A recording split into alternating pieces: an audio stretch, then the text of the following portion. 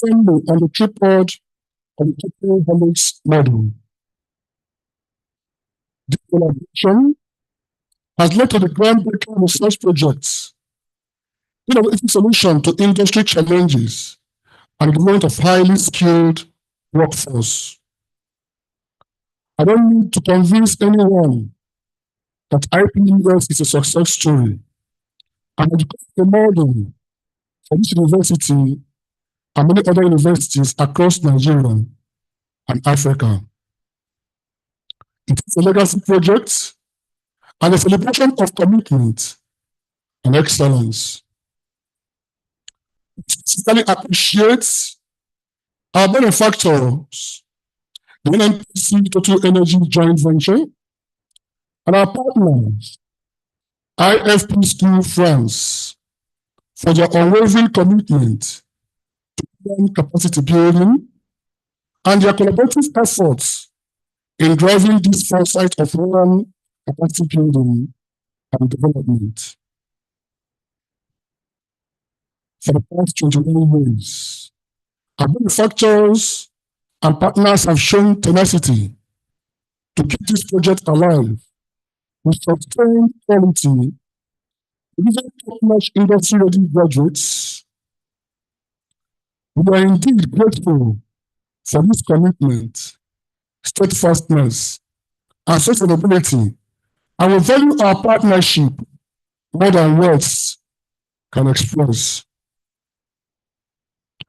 The 26th anniversary/induction lecture theme, Energy Sustainability in the 21st Century, the need for industry, academia, synergy. Finally, especially in this auspicious moment when the world is clamored about energy mix and environmental protection, we only believe our guest lecturer, a single industry expert, our experts, not only unravel the potential of cultivating industry academic synergy, but also inspire hope and optimism for sustainable energy.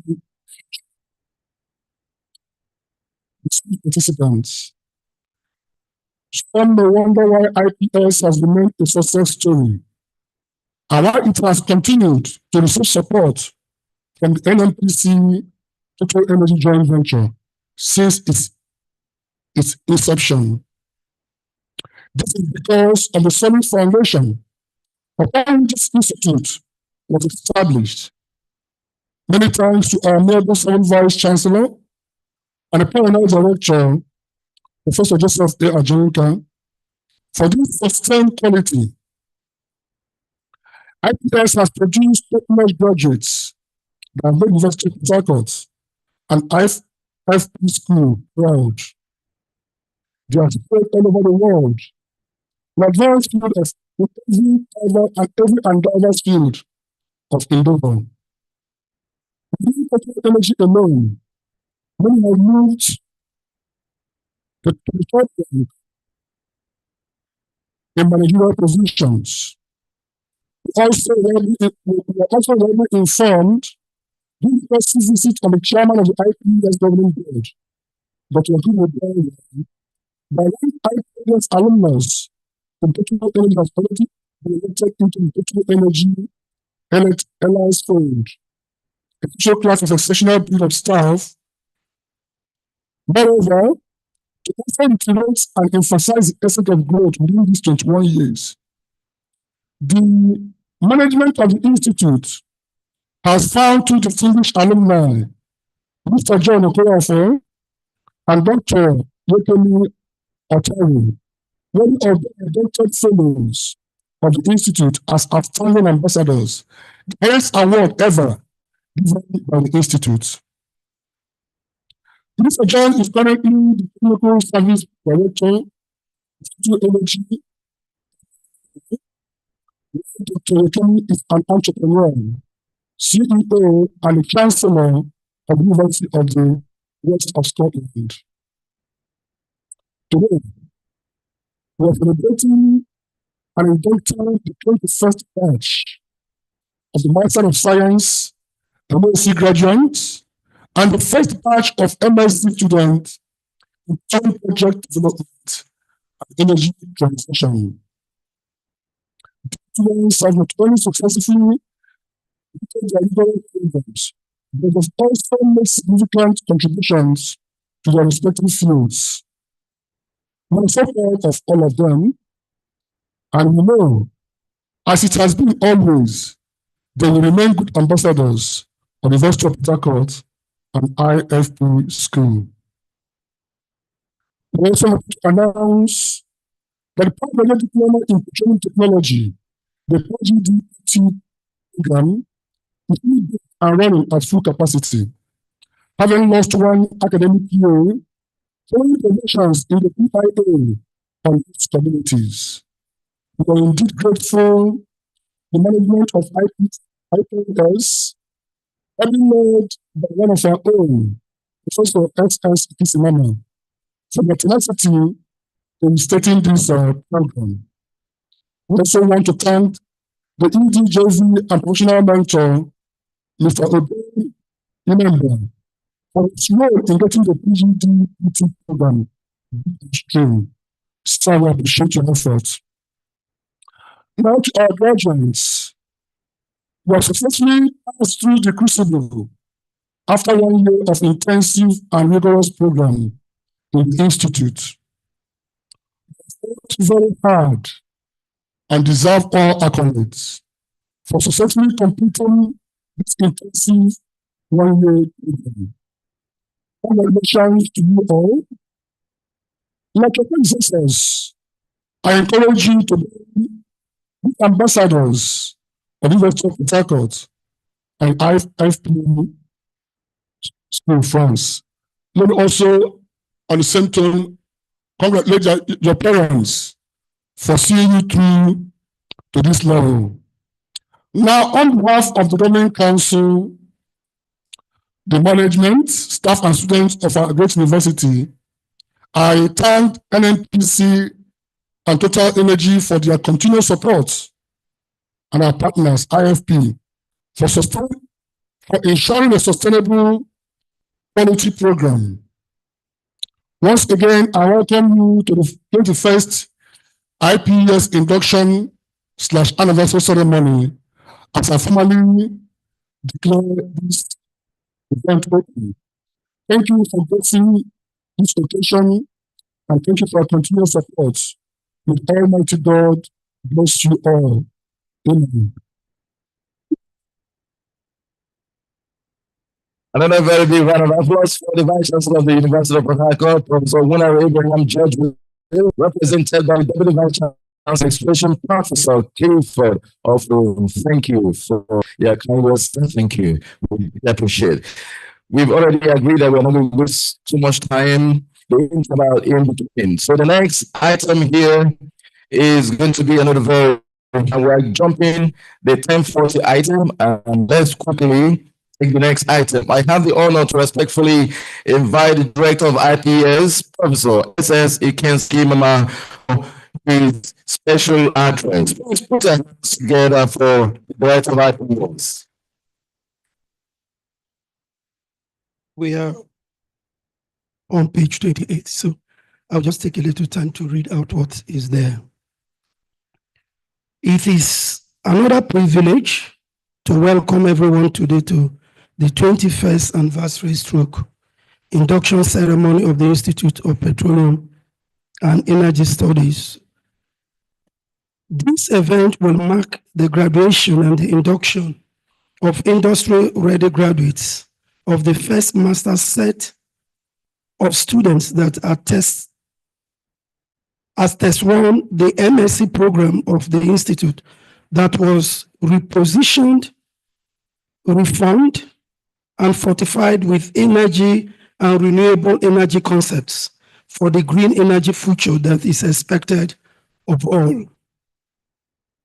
The Institute of Petroleum and Energy Studies now runs MSc program in petroleum project development and energy transition as opposed to petroleum engineering and project development. It was set up, the IPES was set up in 2023, as a corporate social responsibility initiative of the Total Energies Nigeria Limited. It is worthy of note that beyond the Total Energy initiative, the IFP partnership is very strategic to the fruits the Institute harvests today. The Institute benefits from the IFP's well-thought and laid out procedures and strategies in running an international graduate school outside of their home country, France. To show the premium they place on this collaboration, today we are having IFP's representatives, including the dean of IFP school, Professor Pascal, in our midst, all the way from France to celebrate this event. And today, one of them will be inducted as a fellow of the Institute of Petroleum and Energy Studies. A fellowship is the highest honor a university or an institute can confer on a deserving individual. I show the premium they place on this collaboration today. Total Energies and their JV partners, NNPC Limited, continue to pride themselves in the sponsorship of this initiative because of the fruits, because the institute continues to fulfill the aspirations of the collaboration, which is the incubation, maturation, and the graduation of the fully baked industry-ready graduates for the oil, gas, and energy industry. This singular sponsorship provides the institute the opportunity to train leaders and candidates for the foreseen eminent change in the energy industry. The graduates from this institute are trained at thorough boots of both the industry and the academy. The industry had produced 411 masters and 294 PhD students, graduates who are now occupying eminent and strategic positions as managers and captains of industries in both local and international oil and energy companies. Strategically, in chain, evident in our present oil and gas industry international. IPES graduates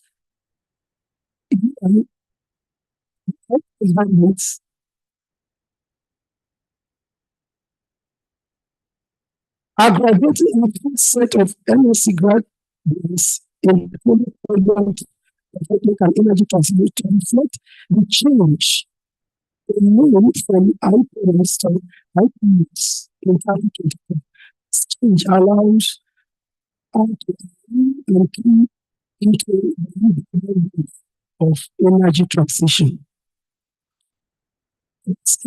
I use this opportunity to thank the Total Energies Nigeria Limited for the first fight and the commitment to make this happen and to have sustained it for the past 21 years. In the same vein, I thank our Vice Chancellor, Professor Omen and George, and past VCs and management of the university that have kept faith with this laudable project. It is worthy at this point to mention and thank Mr. Mathieu, the managing director, the chief executive of Total Energies upstream companies, and representative of the Total Energy companies in Nigeria for his August presence in this anniversary induction. We are still expecting he will be here. He here to go strike a bond and enforces the importance of challenges issue of this initiative called IPES. My case also going to show me of the IPES government that we are IPES into the future. But also is still an appreciation to this IPES government action person sits each year in engagement after the professional mentor is the member of motivation and push students and achieve greater heights and can learn from better images and use cooperation and leaders have helped the institute and students in particular in this job. At this point, I would like to commend the leadership of the Post Community Development Post that took improvement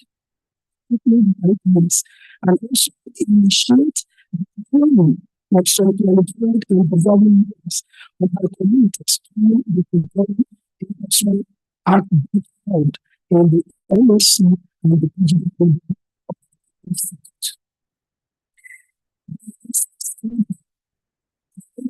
Which is the resource persons of the Institute who worked tirelessly to produce the scientific graduates and not left out in appreciation. Thank you for the good work you did. Still continue to. My appreciation also goes to IF conducted by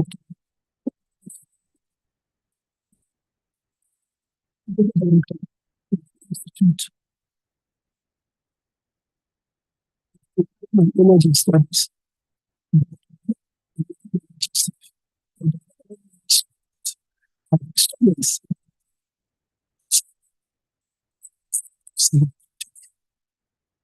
I also welcome you and this long live to the Republic of Nigeria, long live University of Harcourt, long live Technologies, Nigeria Limited, long live IIT France School, long live the Institute of Petroleum and Energy Studies. Thank you.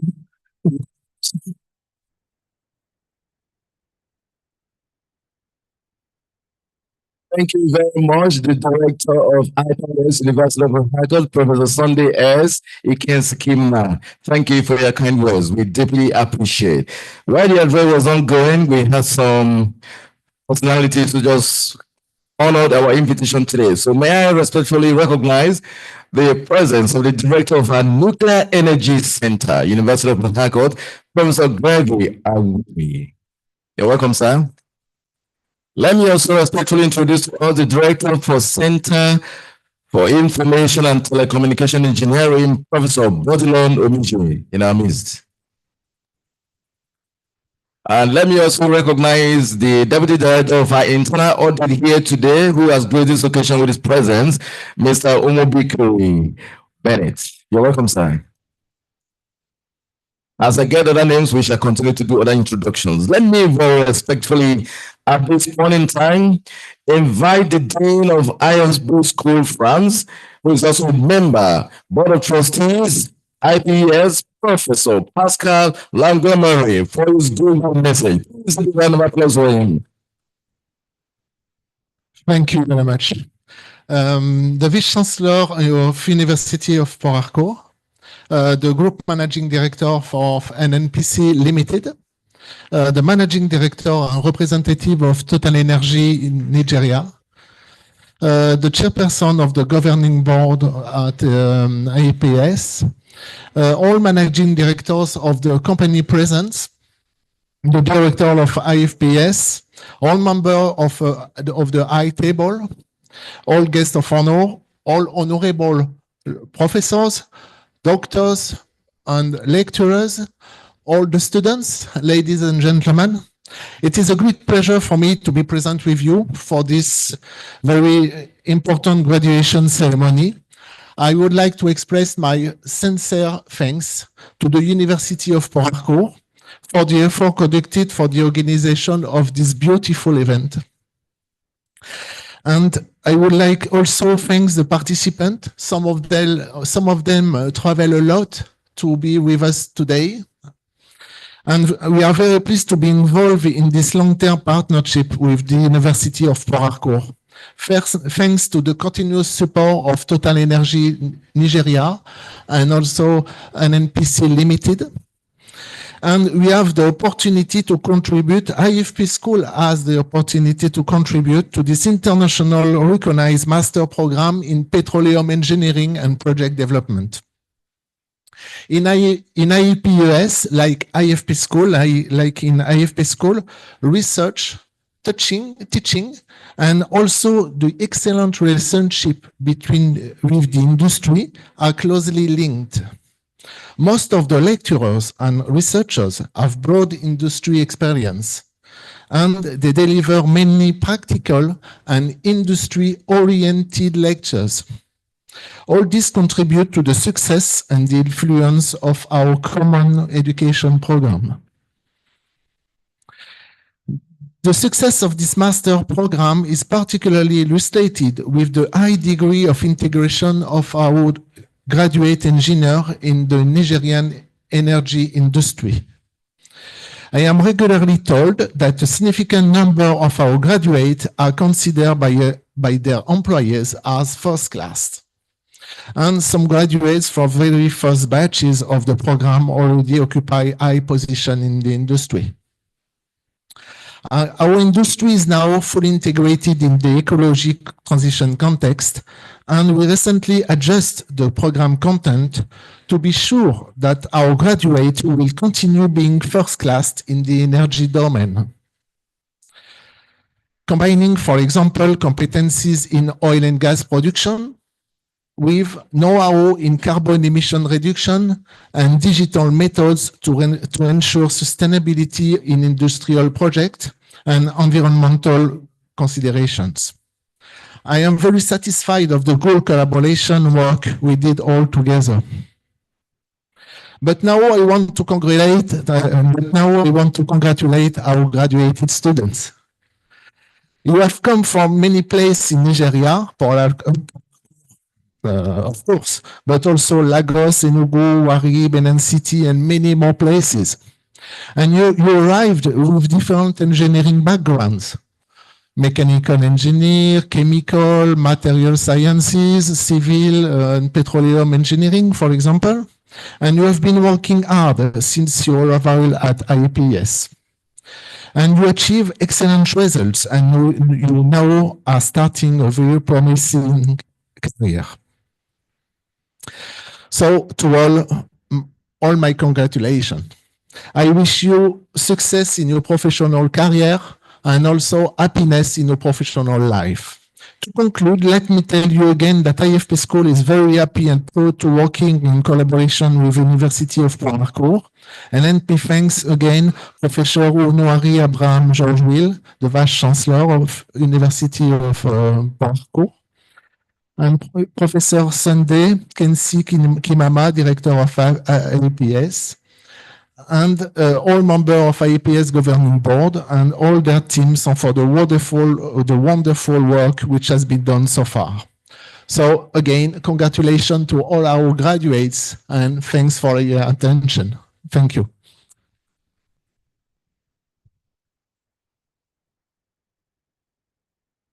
Please, can we appreciate him? It's not easy. Some time ago, I went to Côte d'Ivoire for a conference, and it was difficult for me. So when you see someone doing so well, please, it deserves to be appreciated. Thank you. Thank you very much. Professor Pascal Ongemere, the Dean, IFP School France, member of the Board of Trustees of IPES. Thank you very much. While the event was ongoing, we also have some members of the governing board of IPES who just majestically walked into grace this occasion today. May I respectfully, ladies and gentlemen, I have the honor and the privilege to respectfully at this point in time welcome into this auditorium the Managing Director, Total Energies E&P Nigeria Limited, Member Board of Trustees, IPES, University of Port Harcourt. That's how we clap for.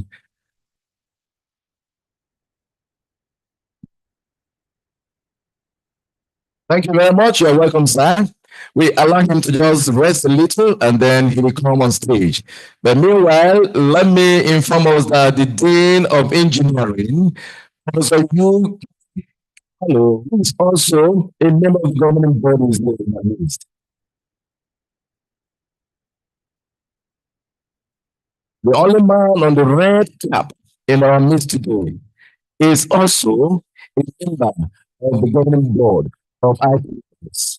And I want to introduce him to you that he's the actual chairman of the University of Port Harcourt. Not just that, he is the director of University of Port Harcourt Foundation. The executive director, University of Port Harcourt Foundation, Professor Yu.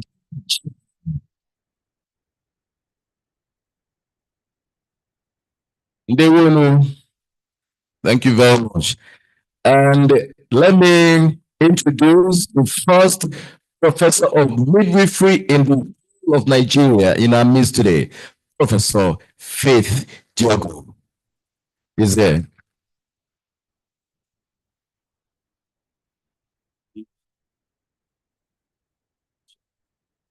Thank you very much, Matt. Thank you very much. Like we told you earlier, we shall continue to do other introductions as they come. Thank you. Let's go back to the front of the program. The next item we have here at this point in time is a special address by the chairman of the governing board of IPES, Dr. Yakubu Begani. Please put your hands together as we hand over the microphone to the chairman of the governing board of IPES for special address.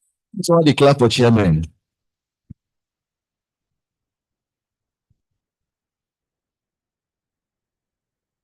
So thank you very much. I said I'll rely on the protocol list from the DVC, but I do appreciate that we're all stakeholders in this institution and we all love it so much. So thank you for letting me speak before my boss.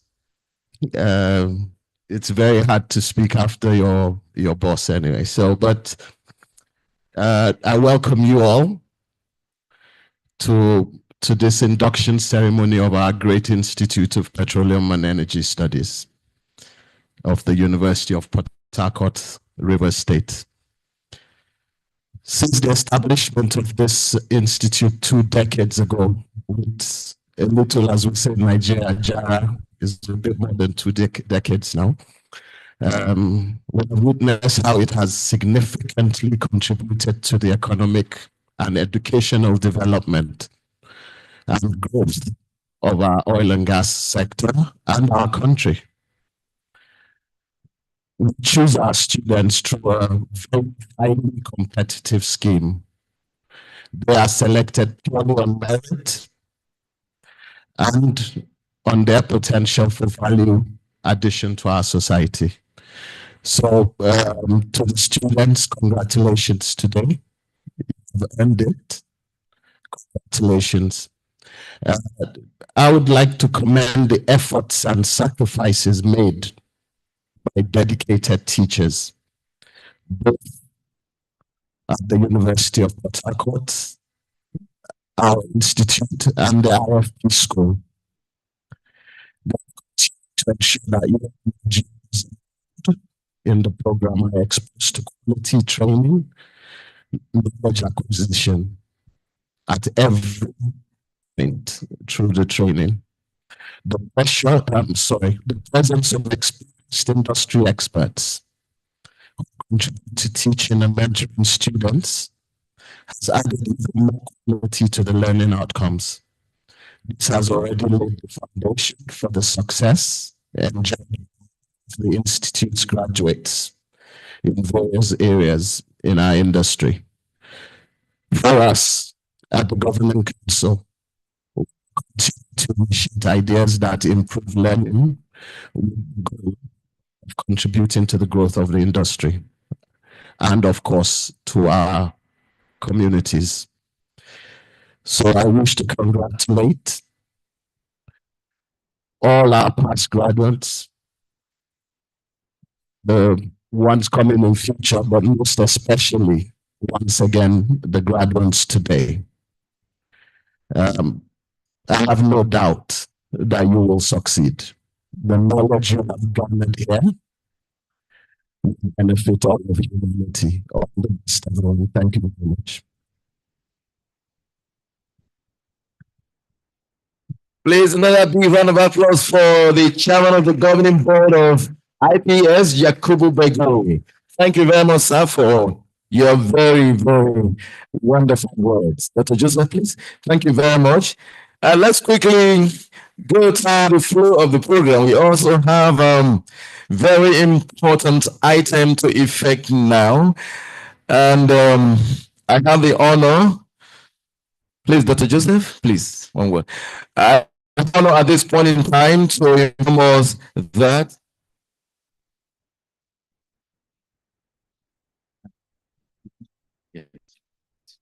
and I have the honor and the privilege at this point in time to respectfully give this opportunity to the Managing Director, Top Energies Nigeria Limited, Mr. Matthew Boyan, for his special address. Let's put our hands together for the big boss. Thank you very much. So good morning to all. How are you today? It's a good day, right? So, I mean, it's quite exciting for me to be here today before you to address you today for this occasion of the induction ceremony and the anniversary of the 21st anniversary of the IPES, as we call it. It's a very specific school, I would say, in the for Total Energies Nigeria, but as well for Total Energies worldwide, because it's a collaboration, as a lot of initiatives we launched between the Port Harcourt University, Total Energies, and the IFP, Institute for French Petroleum, and with a goal, and of course, sorry, NNPC, our partner, with a goal to promote research, education, human capacity development, in order to equip youth with skills that will benefit the oil and gas industry and the energy industry as a whole in Nigeria and abroad. Since its inception, 21 years ago, there's been 411, more than 400 master's degree students that has been certified from this IPES school, so this partnership from IFP and from the University of Port Harcourt. And of course, we have provided as Total Energies support with our collaborations, and also with some lectures from our industry experts that are spending time contributing to developing the students of this university. So we are quite happy about that. I'm proud also to say that today's program has contributed to grow the oil and gas and the energy industry in Nigeria by the contribution of this more than 400 master's degree. But also, I'm very happy and proud to say that Total Energies has hired more than a quarter of these 400 students. And some of them are among the best talents in Total Energies. Even some of them are what we call high potential company, meaning that we have the willingness to bring them in the top 100, top 300 of Total Energies worldwide. So it's not only a Nigerian hope, it's a worldwide hope for our company. And that's why it's important for us to contribute positively to the IPES. You know, I'm myself an engineer. And for me, engineers have a pivotal role to play in today's challenges of the energy worldwide, again, from advancing renewable new energies to contributing to develop safely the oil and gas resources in Nigeria and abroad. It's quite important that you realize the impact of your studies and your degree will have in your career as engineers in the energy industry. You will, I mean, as you graduate, you will remember the knowledge and skills you acquired, and you are equipped to tackle all the challenges that the industry will pose to you. So congratulations for that. I want also to give you personal advice from my experience in energies.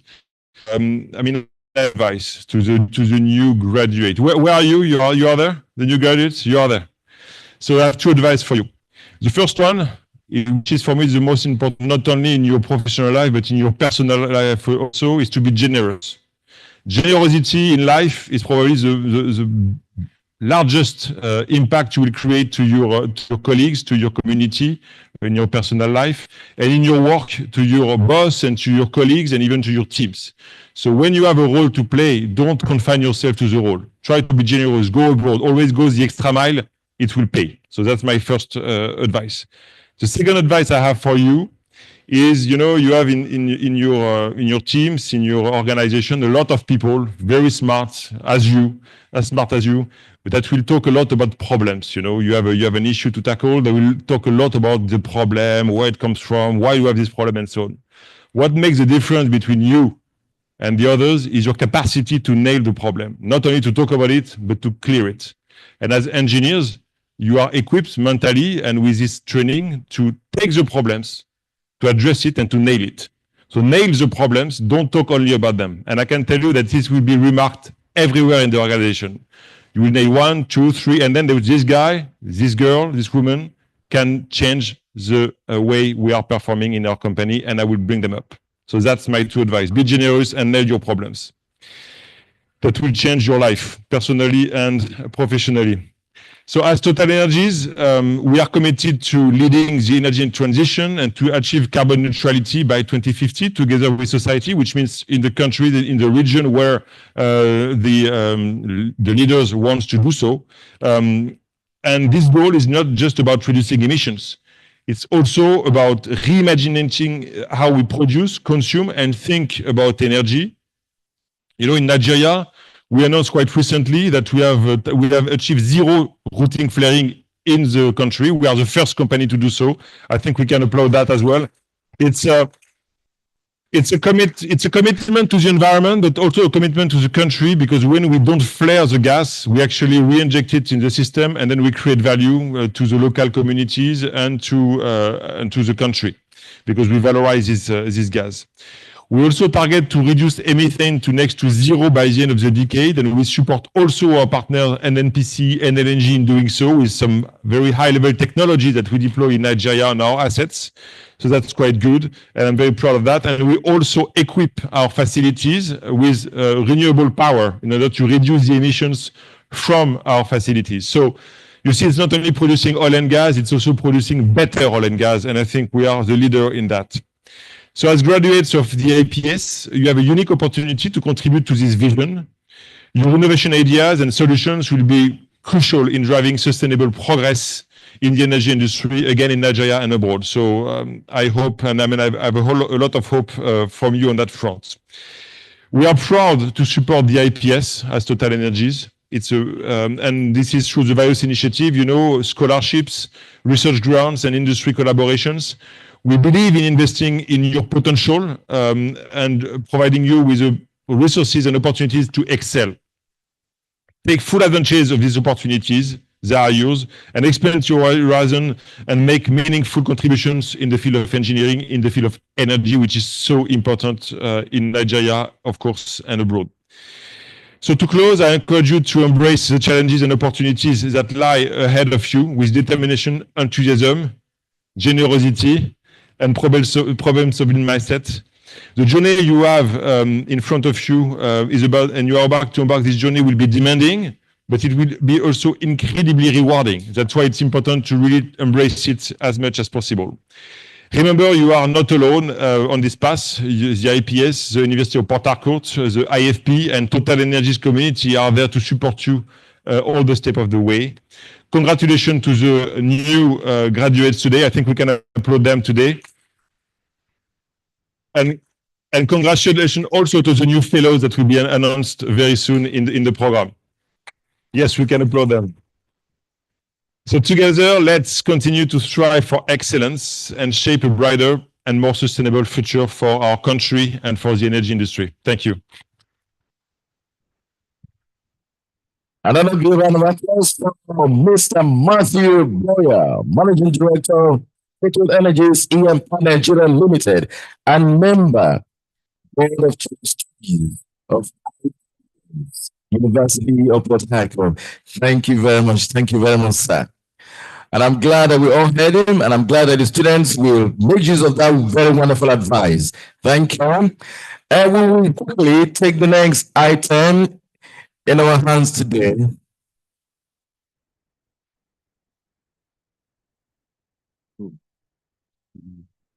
Patrick, engineering. Okay. Engineer.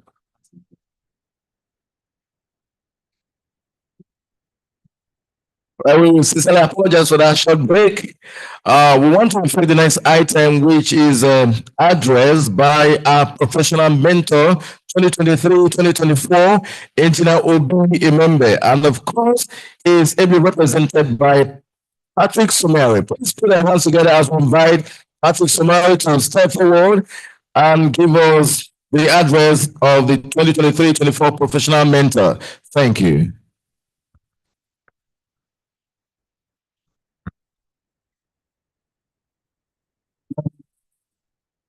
I stand on all existing protocols.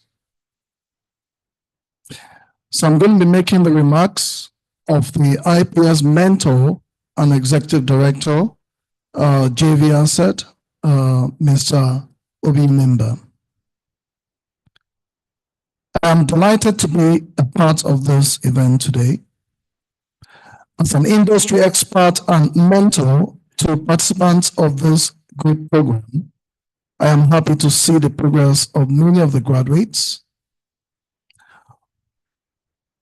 who are making in the oil and gas industry, and indeed the prospects, the others still ongoing, who are undergoing training, will be exhibiting.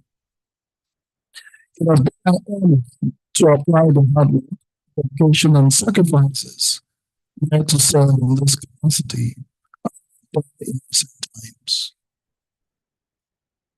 From sharing personal career experiences to finding unique ways to provide guidance, motivation, and emotional support to each student at various times. This assignment has not only brought me to grow as a teacher, but also offered me the opportunity to mold quality leaders who will add good value to the building future. And I dare say the same goes for me as well, who has had the opportunity of lecturing you guys.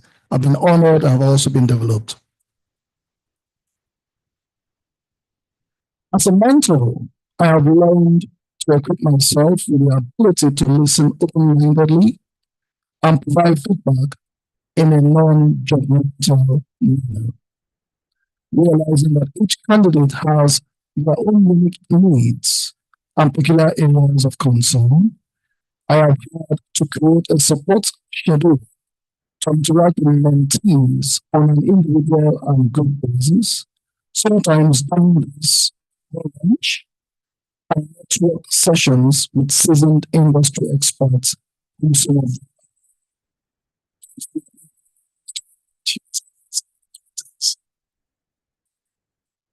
to see all that hard work paying off today with the induction of this brilliant set of young. Our total energies, we have always shown a commitment to developing people and communities in all regions of operations. Collaboration between IFS School and Port Harcourt University, jointly sponsored by this partner, National Company Limited, is a testament to that fact. Strongly believe that by investing in the education of Nigeria's next generation of experts and leaders in the oil and gas industry, we are helping to lay the foundation for a more sustainable future. Total energies.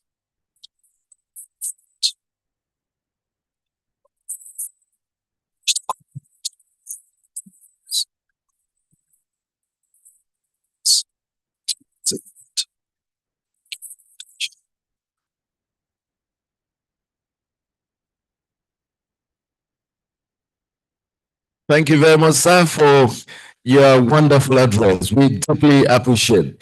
We're going to take the next item here, which is induction of fellows. I'm here to respectfully invite to the podium here Professor Bridget Wanze to kindly effect this item. Please put your hands together for her.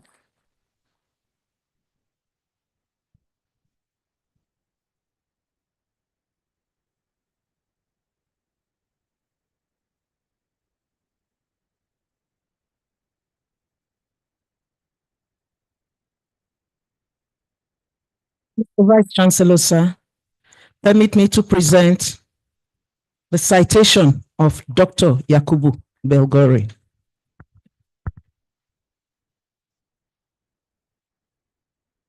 Dr. Yakubu Belgore is a lawyer with over 30 years experience. Educated in Nigeria and the United Kingdom, Yakubu holds an LLB, LLM, and PhD. He joined Total Energies upstream companies in Nigeria in 2005 and currently holds the position of Executive Director, People and Country Services.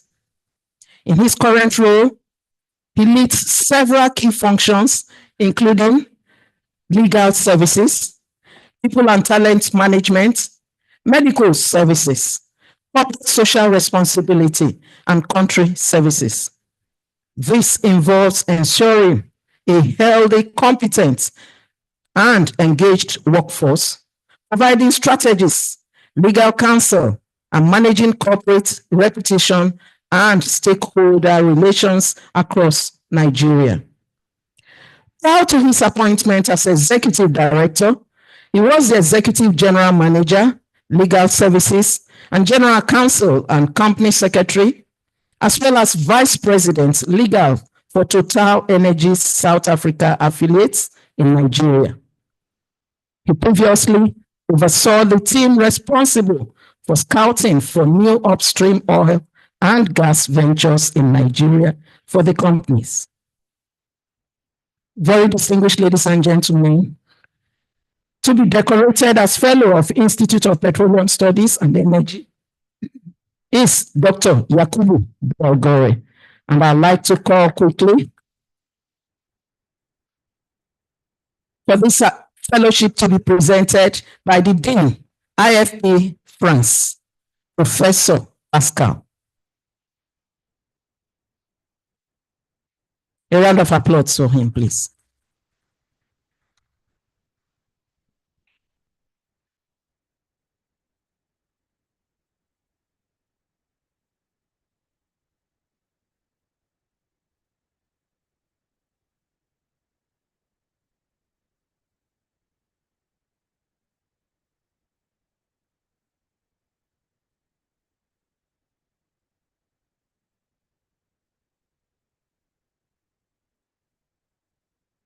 And the plaque.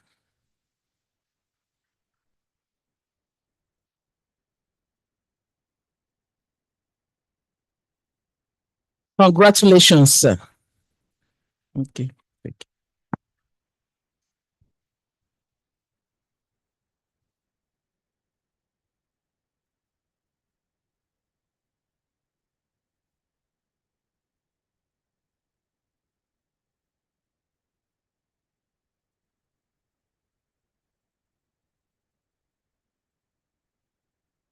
I'll take the second person.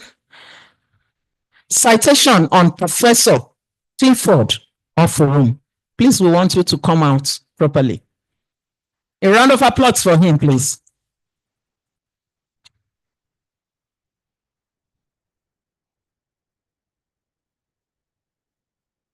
Tilford Oforum is a professor of accounting and finance in the Department of Accounting, Faculty of Management Sciences of the University of Port Harcourt.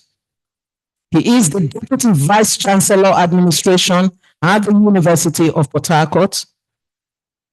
Professor Oforum was the former Dean of the Faculty of Management Sciences and former Director of the University of Port Harcourt.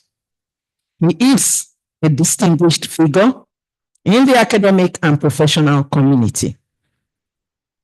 He was the immediate past president of the Nigerian Accounting Association and a fellow of the association, a fellow of the Institute of Chartered Accountants of Nigeria, a fellow of the Association of National Accountants, a fellow of the Academy of Management in Nigeria. He's also a life member of the Philippine Economic Society and a member of the Chartered Institute of Taxation. Professor Oforom, as you know, had expensive and very extensive experience and expertise, and this is an evidence in his successful professorship, where he has excelled in lecture development, individualized instruction, and caseload management. He is a competent administrator who professionally supports the academic process with quality lectures, effective student evaluation, and interpersonal skills.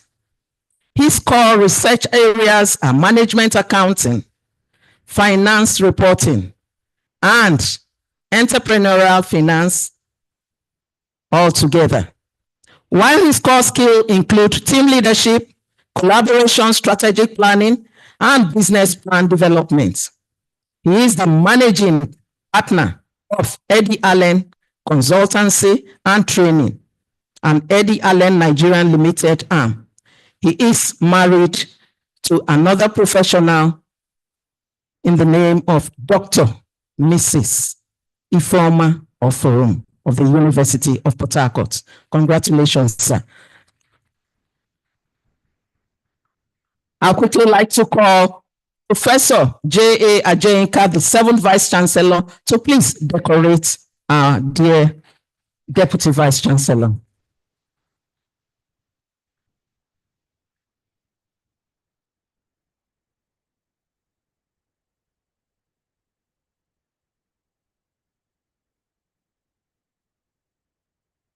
There he goes. And then the plaque.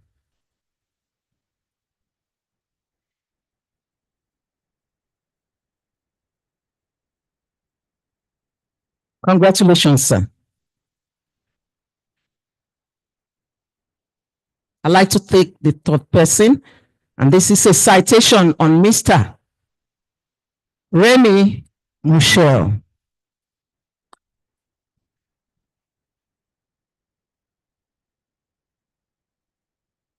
Welcome.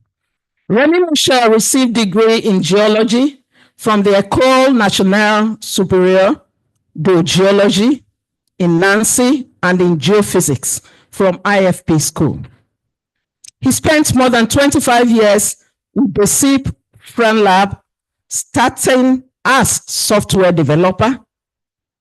When the company entered the E&P software market, his copybook career brought him to various commercial and management positions, where he gained an international experience in key countries for BESIP Film Lab in Brazil, Libya, Malaysia, Russia, United States of America, and Venezuela. He became director of E&P software activity in October 2004, consulting and software commercial director in 2015, and was member of the executive committee until 2017. He joined IFP training, the IFP group branch for lifelong professional training.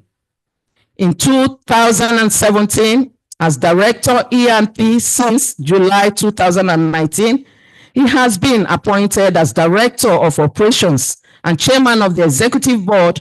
Under his direction, a team of 300 trainers designs the technical and pedagogical content of training sessions and conducts over 1,000 training sessions a year, attended by over 10,000 participants from the energy sector worldwide. Distinguished ladies and gentlemen, we present this to Mr. Remy Michel. And to do that for us is none other but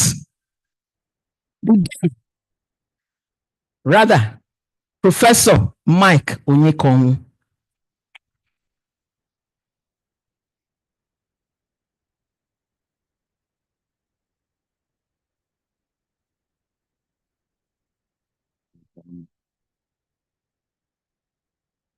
Says I should have called a taller man.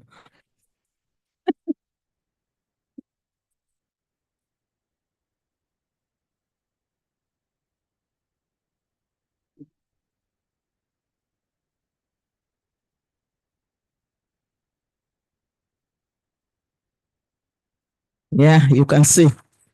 Congratulations. We'll quickly like you to say a word before you go back to your seat. Congratulations. Thank you very much, madam. Thank you very much, Sunday, for allowing me to give a few words to you all. To Yakubu, and due to all representatives of Total Energies today and NPC.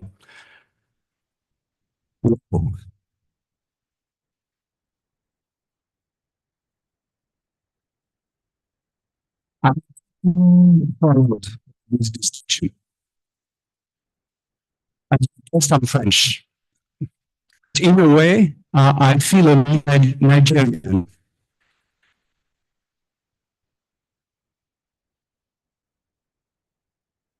I like your country, not the country in itself, which I do not know well. But I know Lagos, Port Harcourt, Lagos, Port Harcourt. Okay, that's it. What I like in your country are the people. People I meet here in Nigeria. For the three reasons. Those people, they are simplicity. I like their reason. And I like the enthusiasm.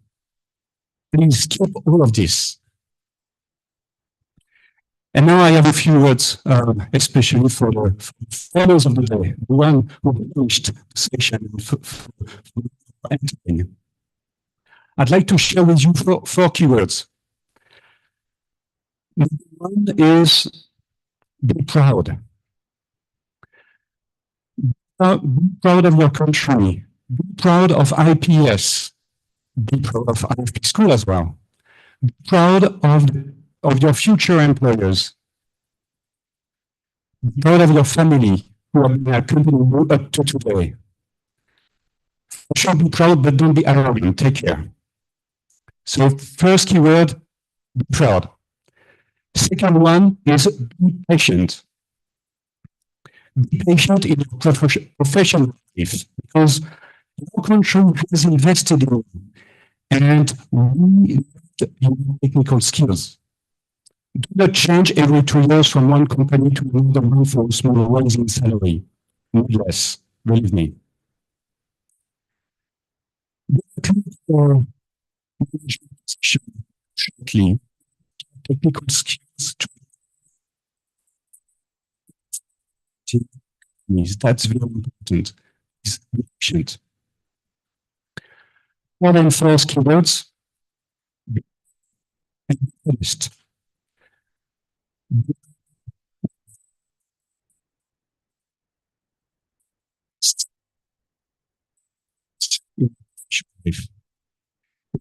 That's a professional life is right. Okay, so to start, I wish you the very best.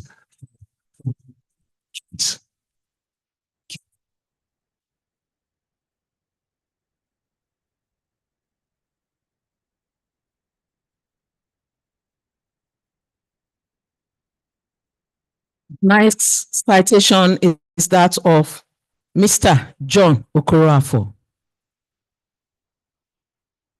Is he around? Oh, okay. He's standing online. John Okorafor is a distinguished professional in the field of petroleum engineering, recognized for his significant contributions to drilling operations and project development at Total Energies. With over 19 years of extensive experience, he has successfully navigated various roles and demonstrated exceptional proficiency in drilling engineering, people management, and strategic development. In his current role as Technical Services Director at Total Energy EP Norway, John leads a dedicated team of geoscientists, reservoir engineers, drilling and well engineers, and project development engineers. His team is committed to maximizing asset value through innovative and sustainable project development strategies, while also promoting low emission solutions. John actively supports initiatives aimed at carbon footprint reduction and advancing sustainability energy practices. Throughout his illustrious career, John has consistently exhibited a commitment to operational excellence.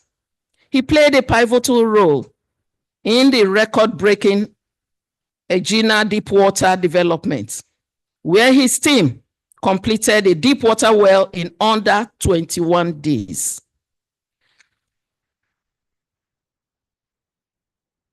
This remarkable achievement is a testament to his technical acumen and his ability to foster collaboration among diverse teams.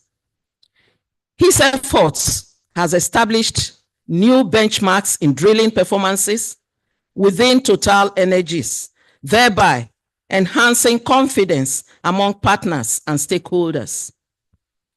John holds a master's degree in petroleum engineering and project development from the Institute of Petroleum Studies, a prestigious qualification awarded jointly by the IFP School in France and the University of Port Harcourt, Nigeria.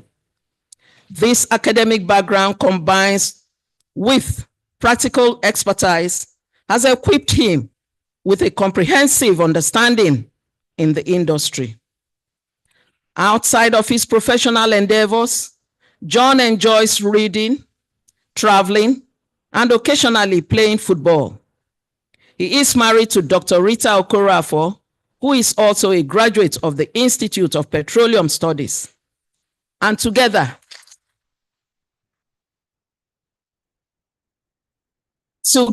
they have 4 children. Distinguished ladies and gentlemen, that is Mr. John Okorafor. And to present his decoration, yes, he's looking. And who is going to stand in for him now? Very good. I'd like to call on the Dean, IFP School, to please present this to John, who is online watching what is happening. Congratulations, John.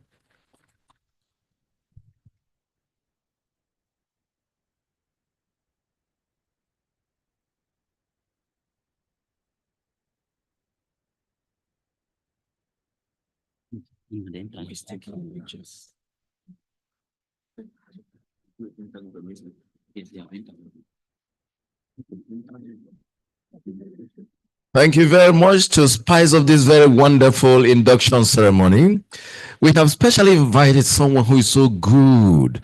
The Lord has blessed him with a very good sonorous voice.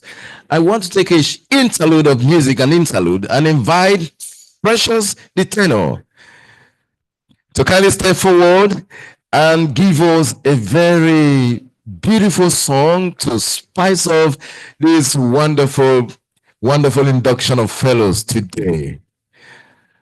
Dr. Precious is a lecturer in the Department of Music, University of Port Harcourt, and he teaches mostly voice. If you want to know how to sing, then he is an expert in Nigeria.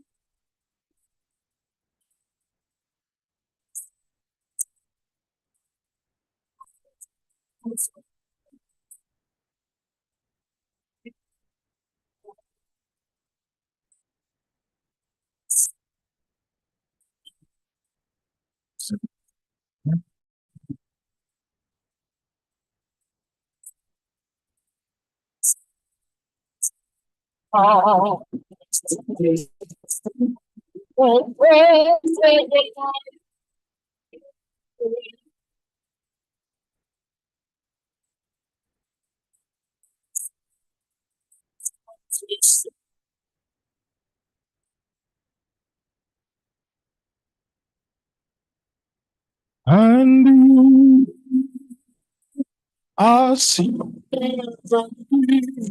before.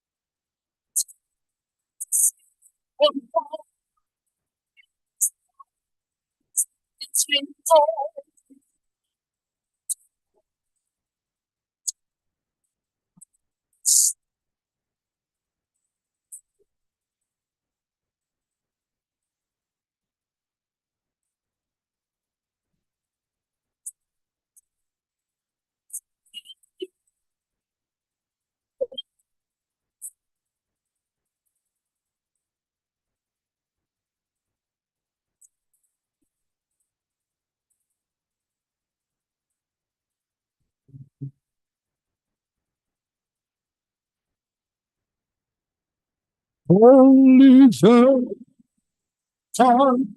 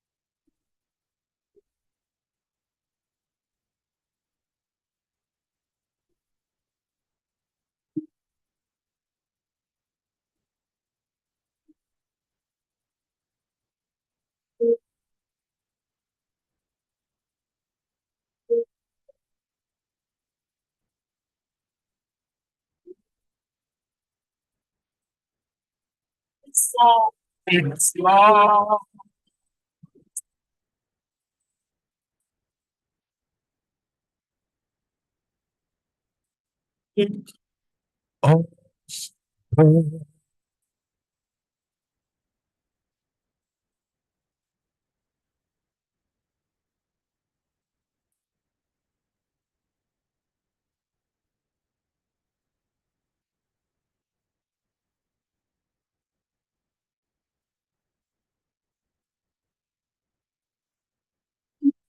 thank you. I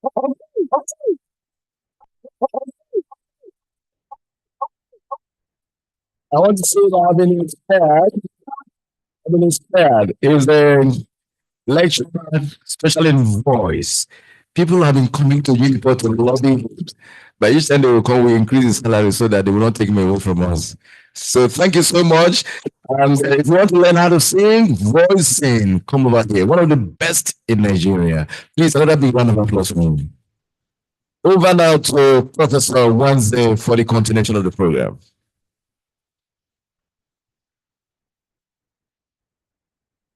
Mr. Vice Chancellor, sir, permit me to present to you another gentleman, Mr. Spencer George Olunge.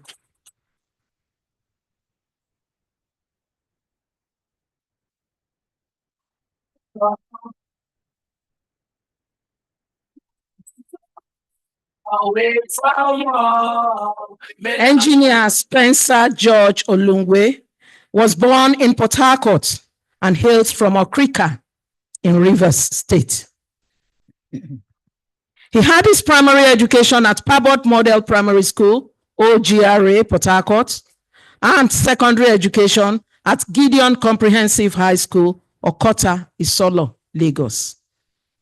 He is an alumnus of the University of Port Harcourt and a graduate of the Department of Petroleum and Gas Engineering.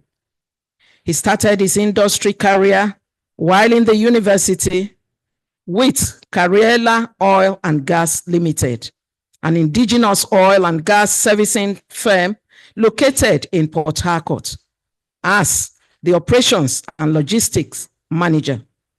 Thereafter, Engineer Spencer joined those ventures in 2005. Following the increase and the increasing menace of insecurity challenges in Niger Delta, he moved on to join the Livewire Security and Marine Services Limited, an indigenous firm that has created job opportunities for hundreds of youths across the Niger Delta area of Nigeria, spanning from Rivers to Bayelsa and Delta states, respectively. He is currently the managing partner of the firm with expatriates. Engineer Spencer is also the managing director, CEO of Gus Oil and Gas Limited and Spibo Energy Services. He is a philanthropist, cum lover of youths. He has graciously given full scholarship to one of our PGD students and given awards to our best graduating students for the PGD and MSc programs. He is happily married to Ibifisolam Olungwe, a renowned classic music artist, another one. And they are blessed with a very special and handsome son, Don Norton Siki. Congratulations, sir. To do the decoration is none other but Mrs. Kenechi Esomweju. Mrs. Kenechi is the Executive General Manager, People and Talent Management, PTM TEPNG. Yeah, she's there. Please give a round of applause to this lovely woman. Why'd you have to go away from home?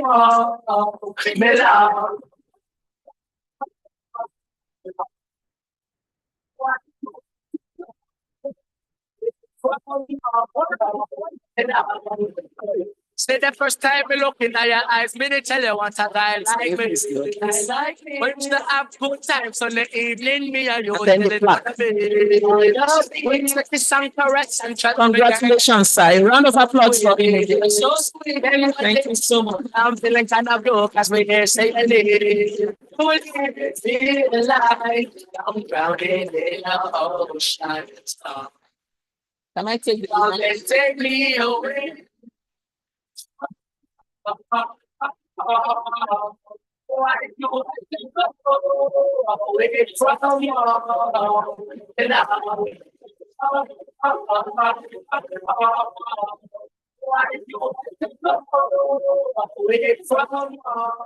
Very distinguished ladies and gentlemen, I'd now like to do a citation on Philip Kaite, who will get the award and also serve as the guest speaker for today. Philip Kaite, please. Why'd you have to go away from home, me love? Philip graduated from the University of Calgary, Alberta, Canada, with a BSc in Applied Energy Economics. He also obtained Masters of Science in Petroleum Energy Economics and Finance from the University of Aberdeen, Scotland, in the United Kingdom.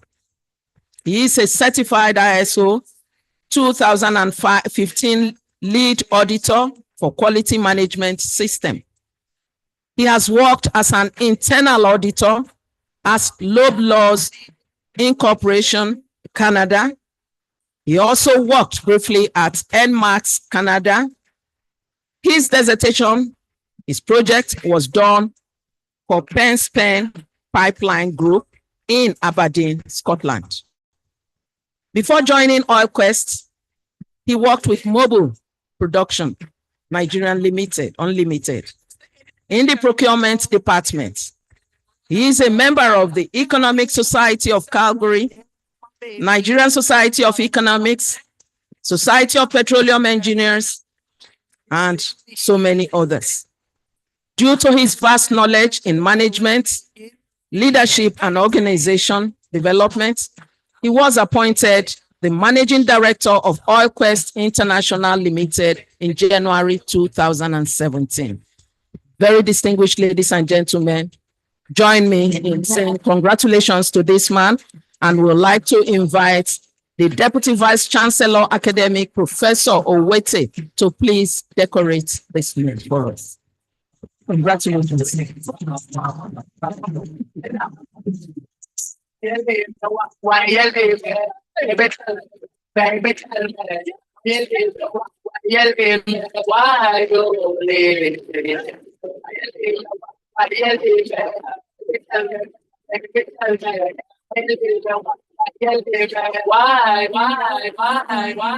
What do you see? Only me. Got nothing to hide.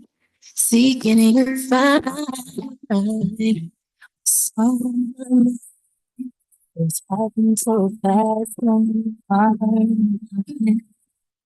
So I'm leaving my heart in your hands. I'm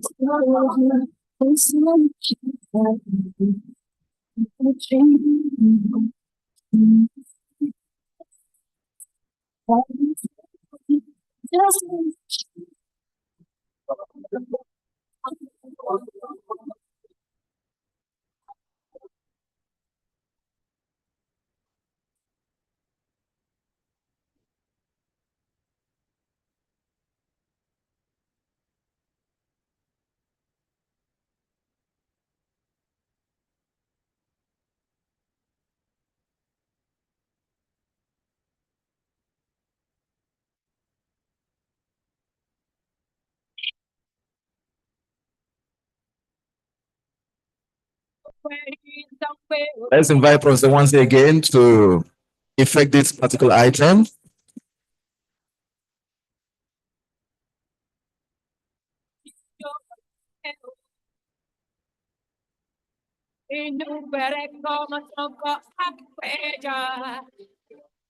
Mr. Vice Chancellor, sir, permit us to give this citation on Dr. Yekemi Otaru, in absentia.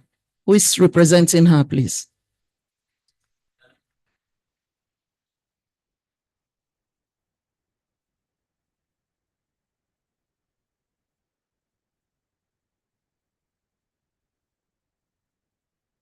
Yekemi is an award-winning entrepreneur.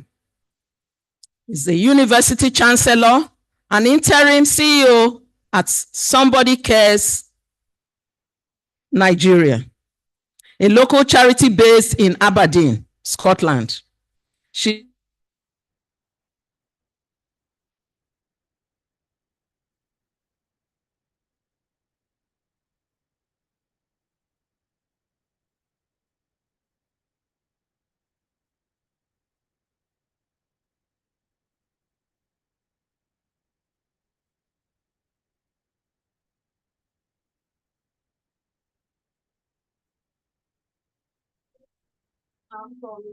and uplifting content.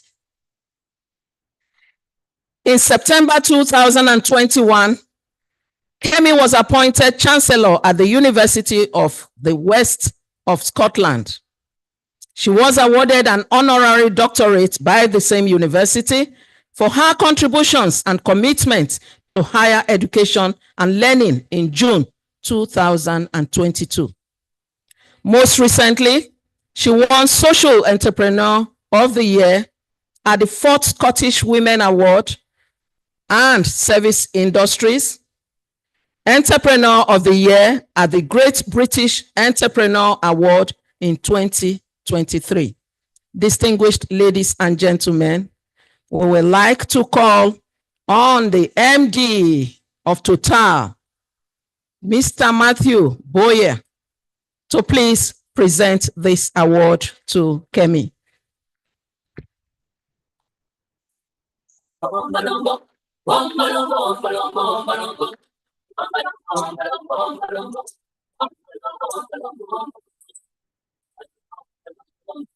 Congratulations, Kemi.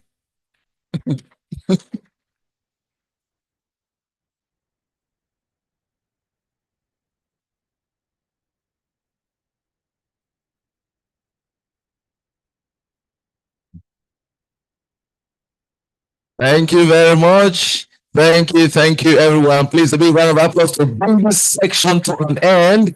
Thank you. Thank you. Thank you very much. We deeply appreciate it.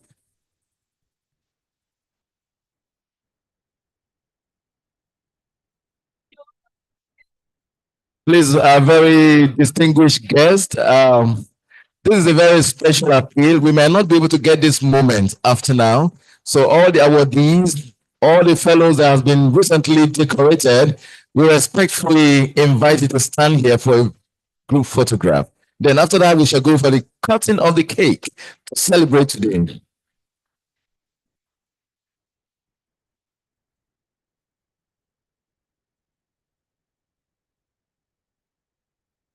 Yes, so we invite the MD2, the Managing Director. We step forward, and those on the high table too, we join. The guests on the high table, today is a good day. We want to use it as the cover page of our bulletin. You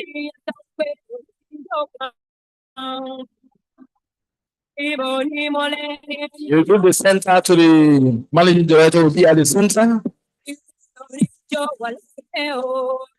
And let's balance it so that the end will be at the center. Photographers, please coordinate it. The right of photography is in your hand.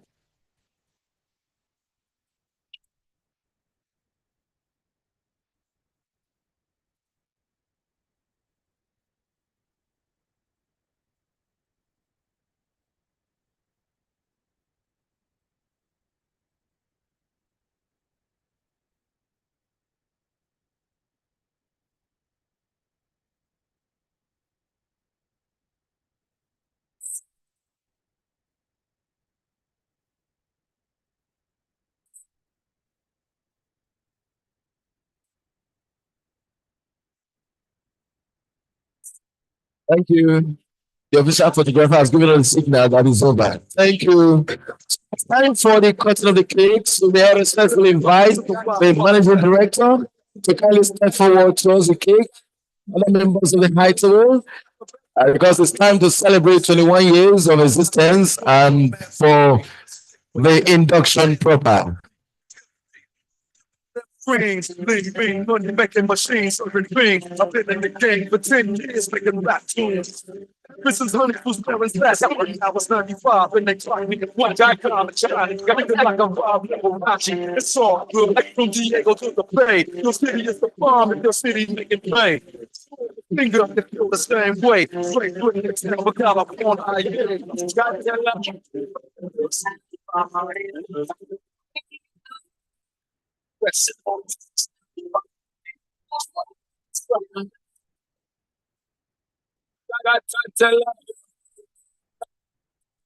Tell it's time for ask the Managing Director to kindly put his hand on the knife Then we also have very distinguished people on the high table that will give him all the support, all the support. And we are 21, we are celebrating excellence. So how are we going to count? We are going to count in what? In 7. We're going to count. We're going to take the first 10, another 10, making it 20, and we'll add 1 to make it 21, so that it becomes shorter, right? That will be better. So we're beginning with 10 and then 20, and then we'll take 1 to make it 1, and then the managing director and others will not call the cake. Are we ready now? Are we ready? Right, let's go. 10, 20, 1. Then it's wonderful. Thank you.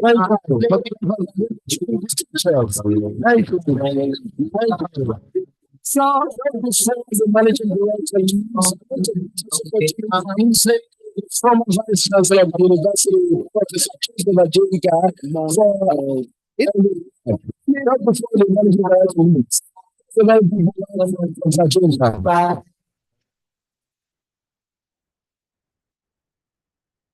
Okay. Ladies and gentlemen, let me give you a goodwill message. IPES is a legacy project of Total. MD Total, I'm making a remark on behalf of Total, or to Total. IPES is a legacy project of Total.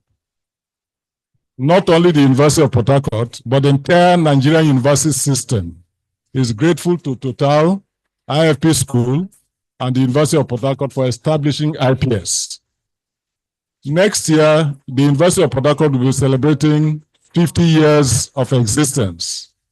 And within the 50 years, IPES have been there for 21 years. And so it will be a special celebration of partnership with Total, with IFP School. So on behalf of the Vice Chancellor, let me invite Total to that anniversary in which we will celebrate Total. Thank you very much.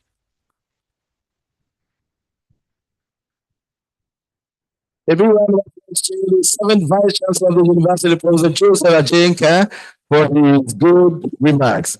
Thank you very much. Thank you. We shall continue with the rest of the program.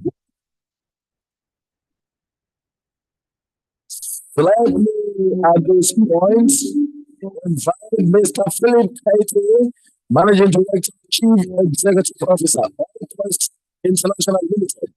He's going to us on energy sustainability in the 21st century, the need for an industry academia synergy. And this is the 21st anniversary lecture. Let's give an applause for Mr. as he comes forward to take this lecture. Thank you very much. Thank you very much. Think they break when they hit their 400 count. Okay.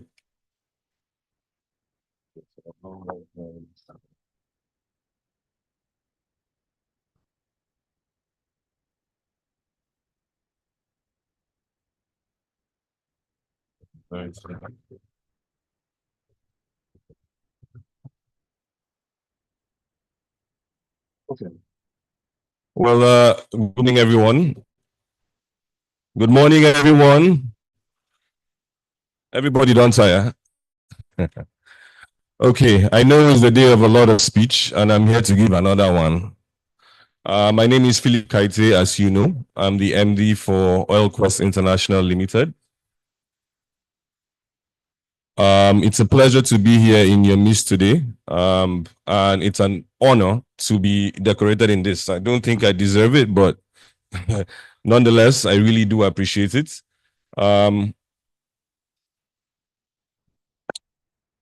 Topic today, I'm supposed to speak on the topic energy sustainability in the 21st century, the need for industry academia synergy. Now, when they sent me the topic, I wasn't sure if I was going to do justice to the topic because unlike most of the learned fellows here, I haven't done the PhD.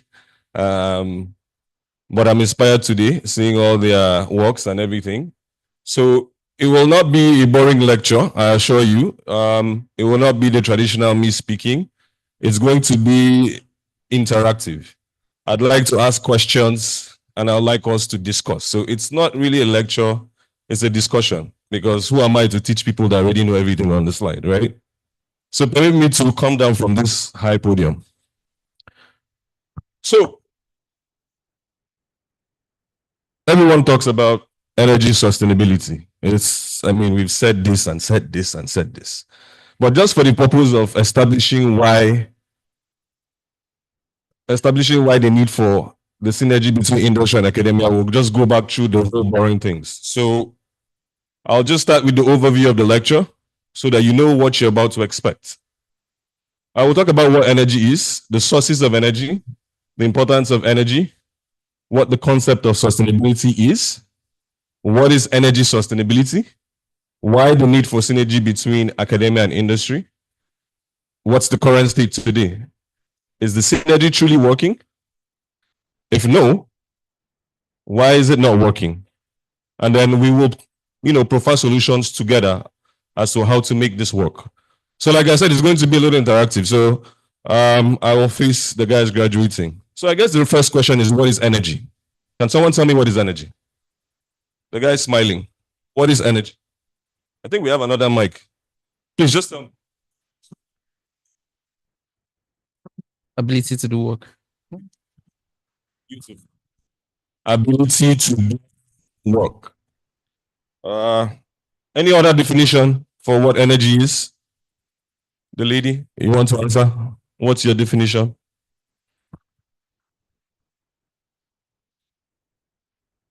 It's basically the ability to do work, or it could also involve, the factors that give this ability to work.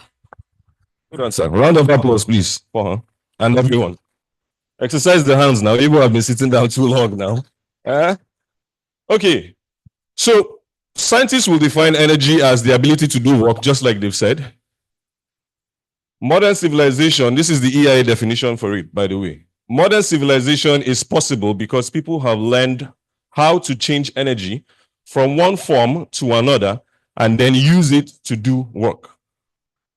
Energy is used to cook, do everything. So for me, what is my definition of energy? My definition for energy is that energy is the essence, very essence of living. We're not alive without energy. That is the truth. What are the sources of energy? According to EIA, again, it's an academic paper, so we have to cite where we're taking all this from. The sources, there are two sources of energy. We have renewable energy sources and non-renewable energy sources. I'll take the slide back. So again, like I said, discussion. Can someone tell me what is renewable? What's the difference between renewable energy and non-renewable energy? Would you like to speak? Okay, let's go back in. You guys are students now. Renewable energy can be reused, like after it has been consumed. Those ones cannot be reused, kind of once they are used. That's all. So please clap for him. That's actually the definition. So renewable energy sources are sources that can be reused, while non-renewable energy sources are sources that are finite. So if you look at the definition, it says renewable energy is energy from sources that are naturally replenishing but flow limited. Renewable resources are virtually inexhaustible in bold, but they are limited by the availability of the resources, EIA. Examples of renewable energy sources are, the sun, hydro, wind, thermal. Non-renewable energy sources are energy sources. They are called non-renewable because they are limited in supply in the amounts that we can mine or extract from the earth. Non-renewable energy sources, in contrast, are finite. So renewable are infinite, while non-renewable are finite. So like I said, my definition, the importance of energy. Why are we talking about it? Why is this topic important? It's because it is the very essence of why we are all sitting down here. In fact, the name of the program is what? Institute of Petroleum Energy Sources. All right? So the reason we're talking about energy is because it is the essence of life. And because it is the essence of life, what does that mean? It means it is very, very important. It's important to different spheres. From consumers, as a consumer, we need lights. We need air conditioners. We need to be able to travel from point to point. For the industry, it's a source of revenue for them because they know there is a need. When there is a need, it means there's an opportunity for you to make some money. So for the industry, it's a source of revenue. It's also a source of education. For the academia, which is all of us sitting down here, the importance of understanding what energy is also a source of income to the university. People pay school fees. You know, Total, for example, has sponsored a lot of things here. It also pushes the boundary of knowledge and research. And for the country and for the world view, it's the essence of trade. It facilitates trade. Your GDP, technological advancements, military power. Let's go to the next slide. So I wanted to just show a graph because we have to put fancy graph. It's a lecture, right? What's a lecture without nice graphs? So this graph here shows us a correlation between energy consumption and the GDP per capita. What does it say? It says that countries that consume more energy are more likely to have a higher GDP per capita. So you look, United States, Canada, South Korea, Russia. Unfortunately, Africa is somewhere down there. So what does that tell us? This is another graph showing the primary energy consumption by the world. You will see that countries with more population like Asia Pacific, which has India and China, are consuming more, right?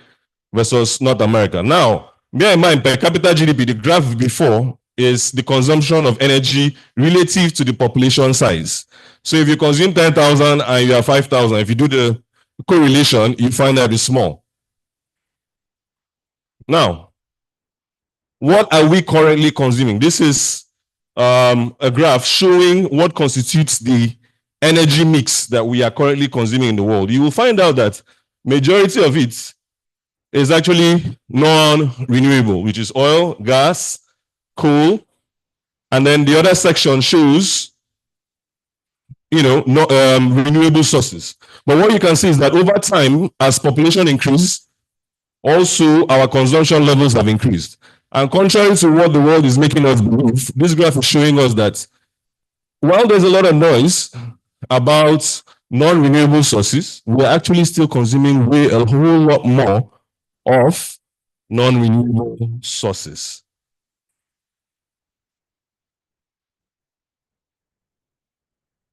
Why did I put those graphs? Why do I do those definitions, right? It's to show you, the importance of energy, to show you the differences between, renewable versus non-renewable sources. Like we said before, I want you to keep some of these key points in your head as we progress. Non-renewable energy sources are finite. Renewable energy sources are replenishable. Sorry, my bad. So, since we know that energy is very, very important, we know that energy is the importance of why we are here. So what does that mean? We are looking for ways to exploit. Because we know that if we exploit these resources well, what does that mean? We are going to be better off, right? So that leads us to the exploitation dilemma. What is the exploitation dilemma? It says, how do we exploit these resources? Do we just keep going and drilling and drilling and drilling? Using and using and using? Or do we keep it, knowing that we are not the only ones that will be here, knowing that we'll have younger people in the future? So there are different views. You have extremist views that think that, we should go ahead and drill whatever it is because the value of the resource today might not be the value tomorrow. It might lose value tomorrow. So if it will lose value tomorrow, then we might as well drill today.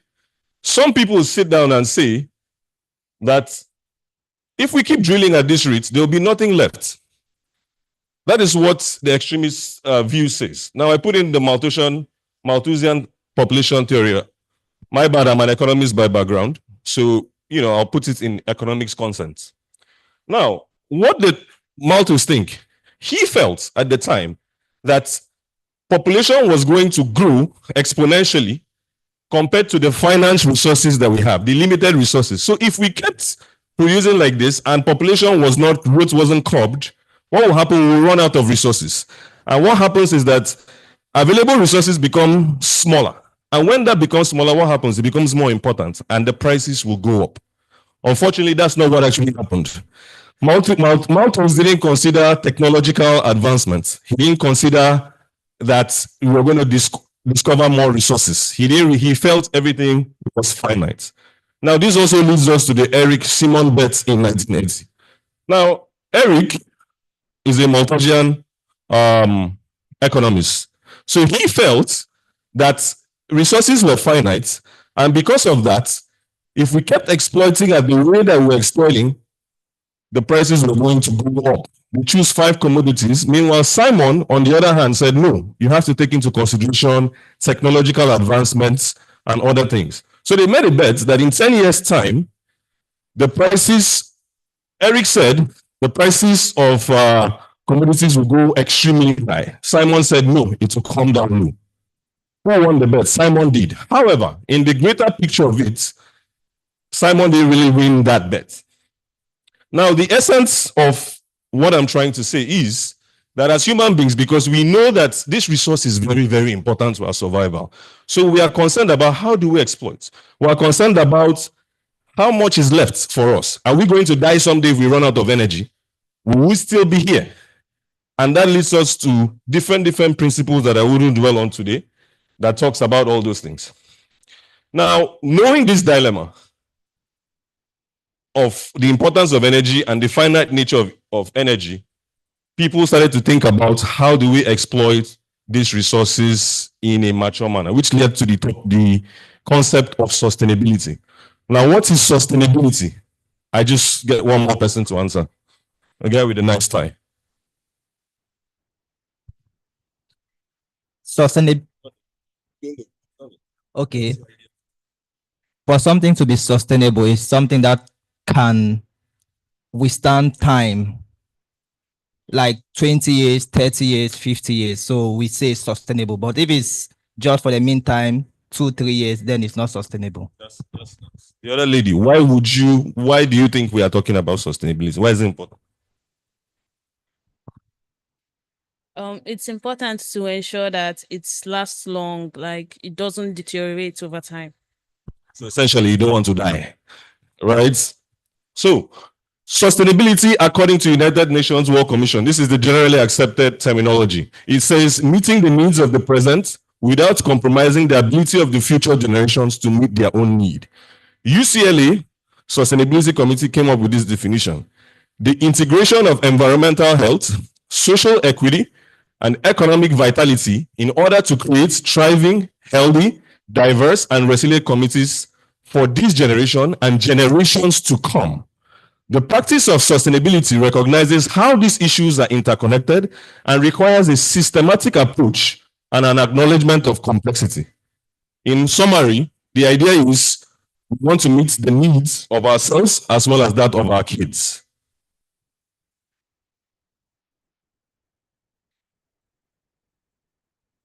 So this is just a nice graph that talks about how are we going to exploit these resources in a sustainable manner. It says we have to keep into consideration economic viability, environmental responsibility, social equity.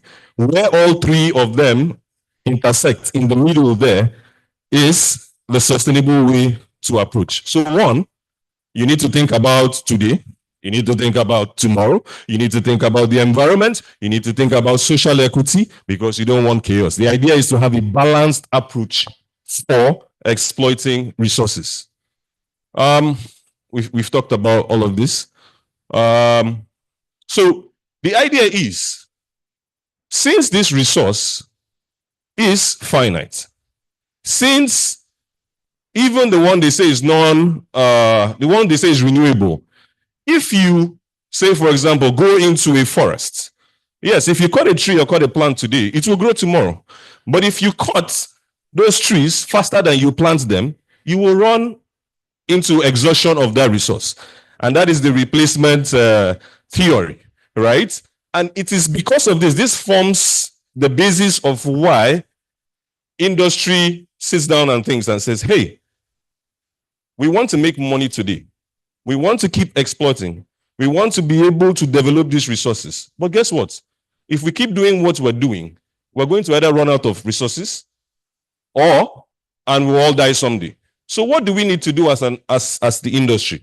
We need to be able to exploit sustainably. Now, what is the problem? So I'll just use this graph to explain something to you. So the environmental Kuznets curve, what it says is that if you look at the curve, it's an inverted U, right? You have degradation up here and you have economic growth. So what it says is, as we continue to exploit, when you first start, for example, as a country, as the world it was before, initially you don't care about the environment. Guess what? You want to make some money because you cannot clean up the environment. You can't think about better ways and better sources if you don't have money. So what happens is industry, the world continues to pollute over time. And they get to a point at the inverted U, the turning point where they sit down and say, hey, we've polluted enough. We need to start to think about cleaner ways, better ways to do things, non-renewable resources that have less impact on the environment. So they begin to spend some money that they've made on better sources. Yeah. So in a nutshell, I'm going to try and speed it up a bit now. In the nutshell, industry wants to make profits. They've made a lot of money now. Guess what? They're starting to see things starting to come up. We start hearing things like global warming. We start hearing things, different things coming up as a result of exploitation. So guess what? There is a problem that needs to be solved. What is the problem? The problem is, how do we exploit sustainably? Are there better sources? Are there better ways? So what that means is there is a problem that needs to be solved. Who has the problem? The industry. Who has the solution? Academia is supposed to have the solution. What does that mean? When the industry sits down and has a problem, they need someone to solve it. Who will solve it? You guys, the guys sitting out here today. So guess what? That means that is that creates the need for the academia to stand up to their role. Now, in reality, I asked the question initially, do we currently have a good synergy between industry and academia? I believe the answer is no. Why is it? There is the chicken and egg parody. Which comes first? Which is, the industry has these problems, but guess what? The industry doesn't trust academia to solve it.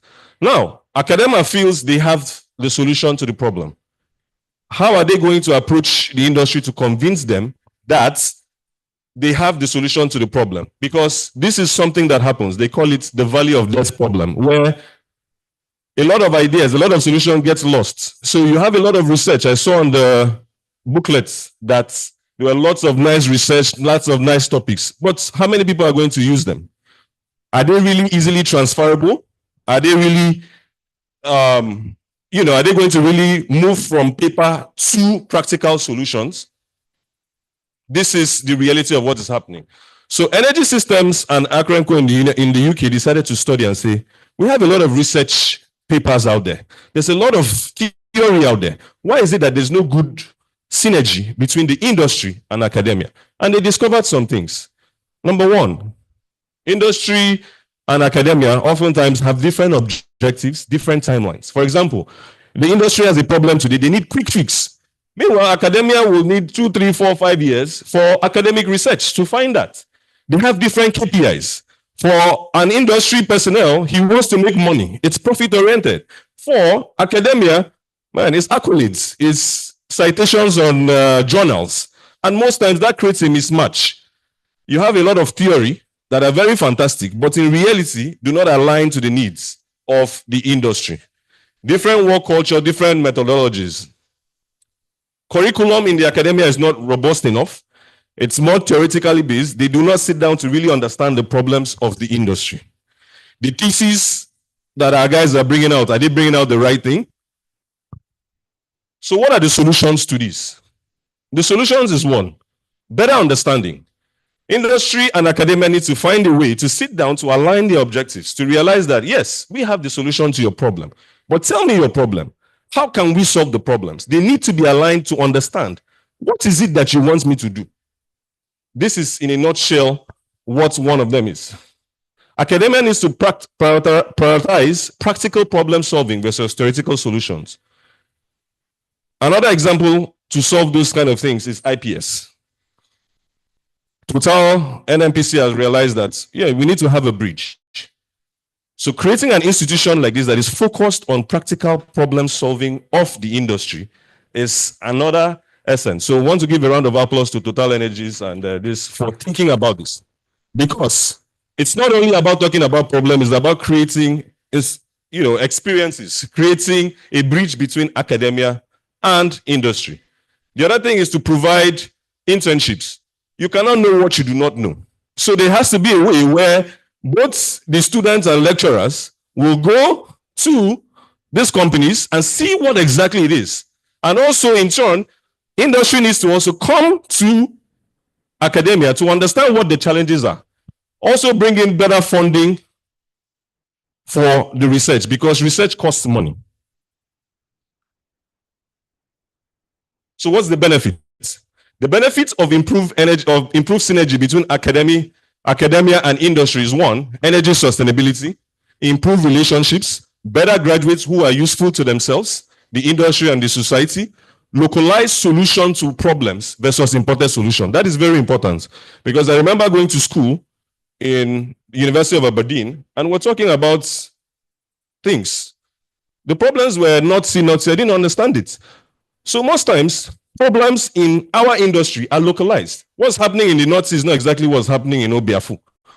So we need to be able to realize that if there's a good synergy, the academia here will be able to provide localized solution, not bringing something that doesn't work or works somewhere else, a general one shoe fits all sizes in here. And if we can do this, we will be the solution to the problems. We will have improved energy consumption, which also leads to improved GDP, improved revenue. Now, to the graduates. I have a couple words for you. We are now in the Jakpa phase. Everybody's running away. Everybody's running. What is the problem? The reasons why you've come through this program is to not be a complainer, is to find solutions to problems. If everybody runs away, who will solve this problem? If you run away, your father and your mother, they might still be here. You might have cousins here. What is the better and sustainable way to do things? Is to think. Instead of complaining, like we all do, most people like to complain. Why don't we be the change that we seek to see? What do I notice as an employer? We get a lot of graduates that come around. Lack of passion, lack of integrity, lack of excellent spirits. Everybody just wants to complain. But the question I'll ask you, do you have integrity? Can you be trusted? Can you find a solution to the problems? Because he who finds solution to the problems becomes rich. Uber found a solution to a problem. Uber Eats found problem. There are many of all these apps. They don't have two heads. And I can tell you for a fact, schooling around the world, traveling around the world, there is no better person than a Nigerian.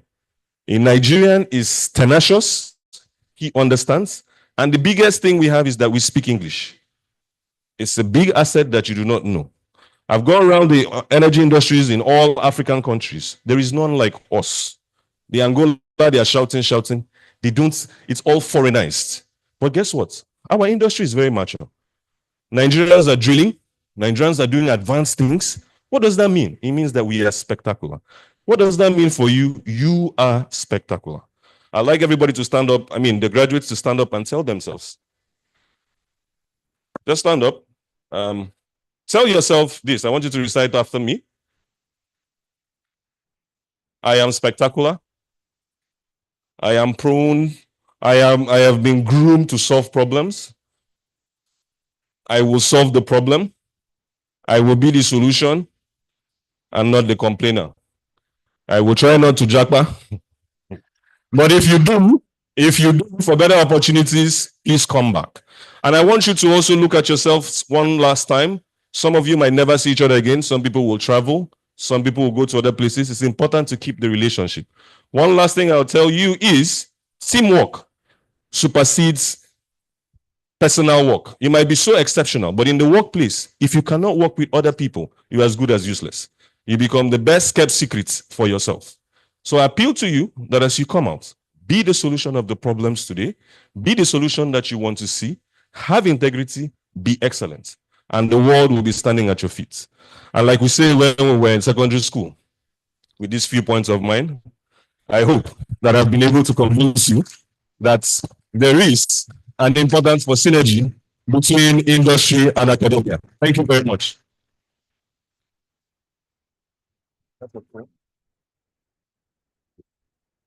Thank you very much. Thank you very much. We are really very grateful for this wonderful opportunity.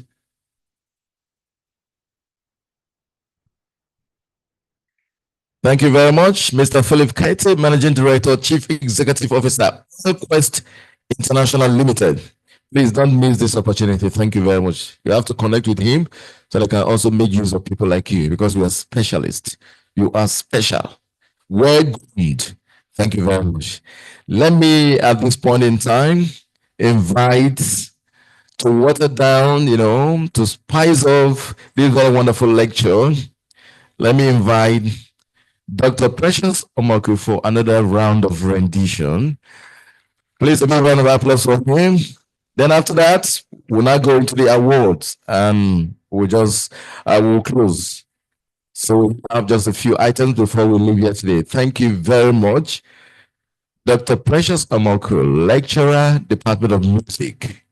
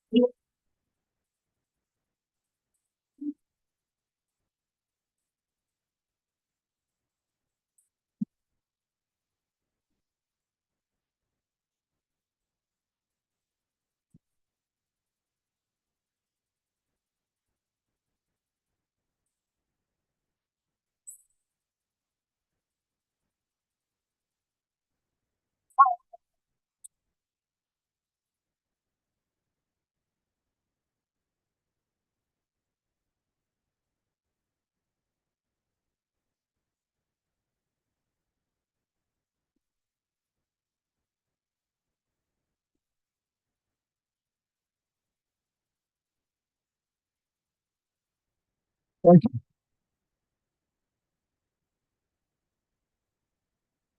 Thank you very much. We deeply appreciate Dr. Precious for that wonderful music. Thank you very much.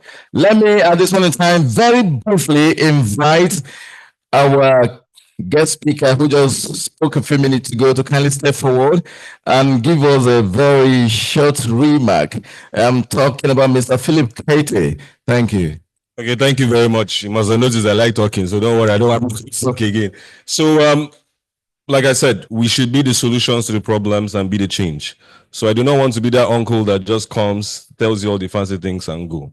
So everyone here is a winner today. Everyone has done very well. I've looked at all the projects and things. You guys are phenomenal. But at the end of the day, there's always going to be a best student, a best this, and all of that. Doesn't mean that that is the winner of life. So on behalf of Oil Quest International, we'll give $1 million to the two, I see in the program, there's two graduating students. We'll give $1 million. We'll give another $1 million to the teachers. I think there's 4 of them. Yes, so because we have to encourage that. And we're also going to give the, so this is in honor of my parents. So we're going to put an endowment for Julius and Rosalind Kaiti. It will be for 4 PGD students for next year. And hopefully we can keep going that and, scaling it up. Thank you very much for inviting me today. Thank you.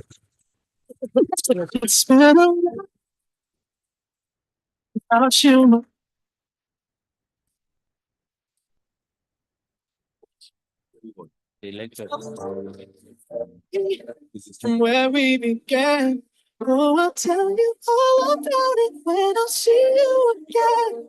When I see you again. All right, let's very quickly, at this point in time, we're going to call the IFP MSc coordinator to kindly come forward for the presentation of 2023-2024 academic report of the IPES. Please leave an applause for him as he comes forward to reflect this item. Thank you. Think I was you were standing there by my side. You gonna be with me for the last ride. Okay. Out you, my friend. So I've promised I'll move at the speed of light. Okay.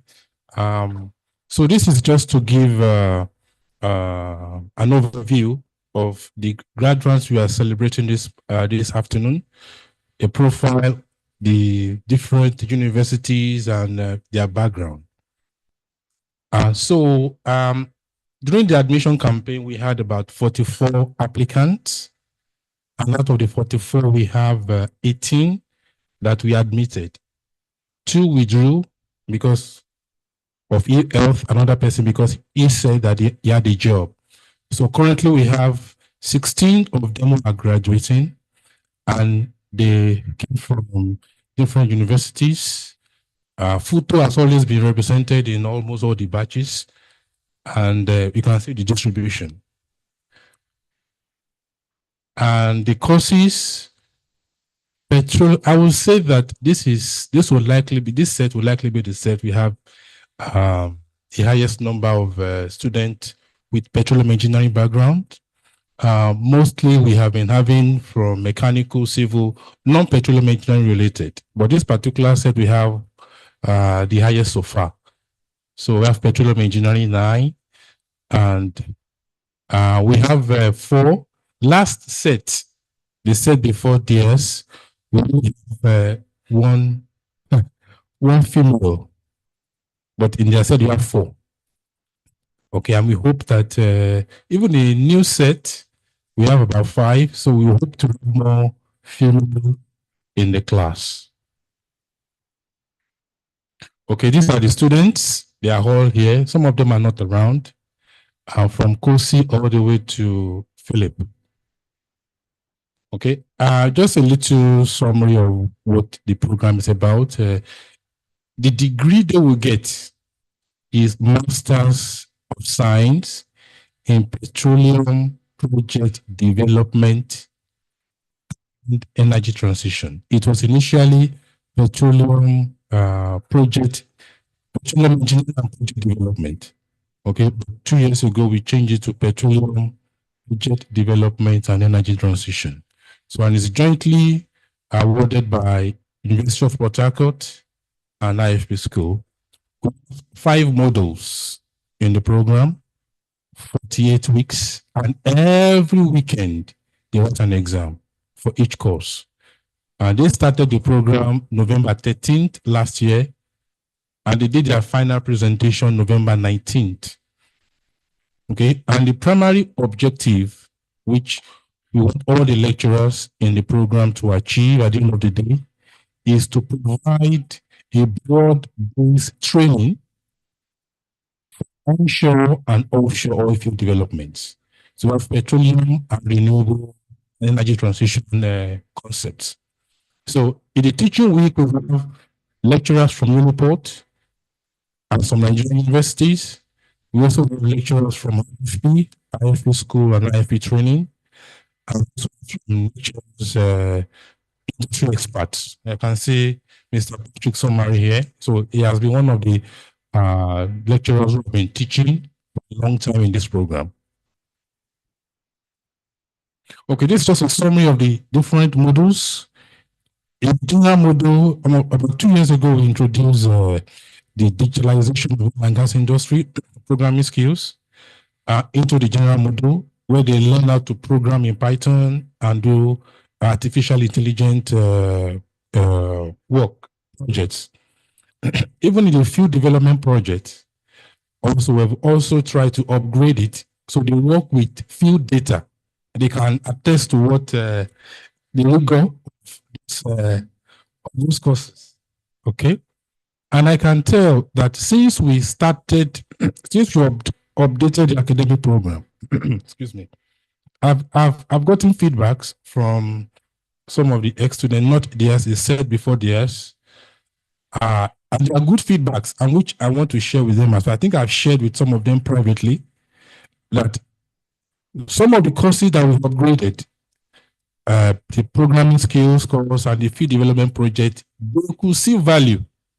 In fact, by the time they started working, even those doing internship in Total, they told me, or they gave me feedback, that they were able to stand out, that those courses were able to help them. So I know I think that we mentioned earlier today that you pass through the crucible.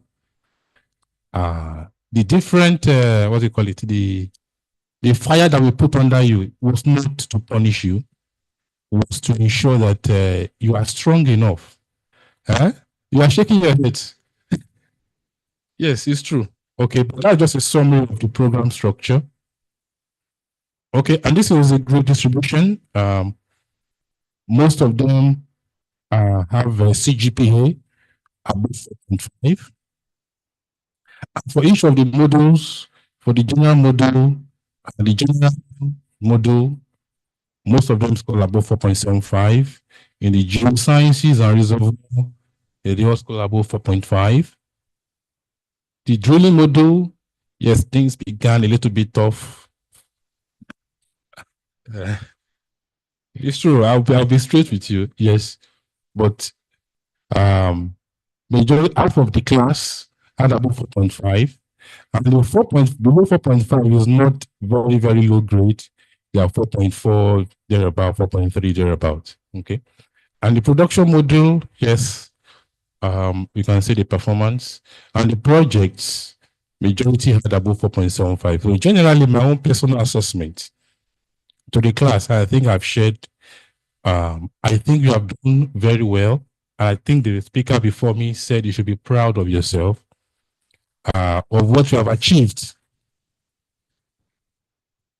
And as I've mentioned to you privately and now openly, that what you have been taught, you don't know the value until you start working. Okay? Until you start working. And that I can say that you have done very well in my own personal assessment. Okay? So we also evaluate, the students also have the opportunity to evaluate the lecturers. Remember, I've just shown you the evaluation of the lecturers of the student. Now, this is the performance review of the student of the lecturers And most of the lecturers scored above 4.5 on a scale of 5. So they had a good assessment of their lecturers. Okay, so that's just about the outgoing set. We have the new set. I just want to use opportunity to also give a summary. The number of applicants increased for this new intake. You know, they are all set to have 44. In this new set, the batch 22, we have 104 applied. And we wonder what happened. Then you will see later. I will show you. There's a graph I've been able to plot. We have 5 female and 19 male.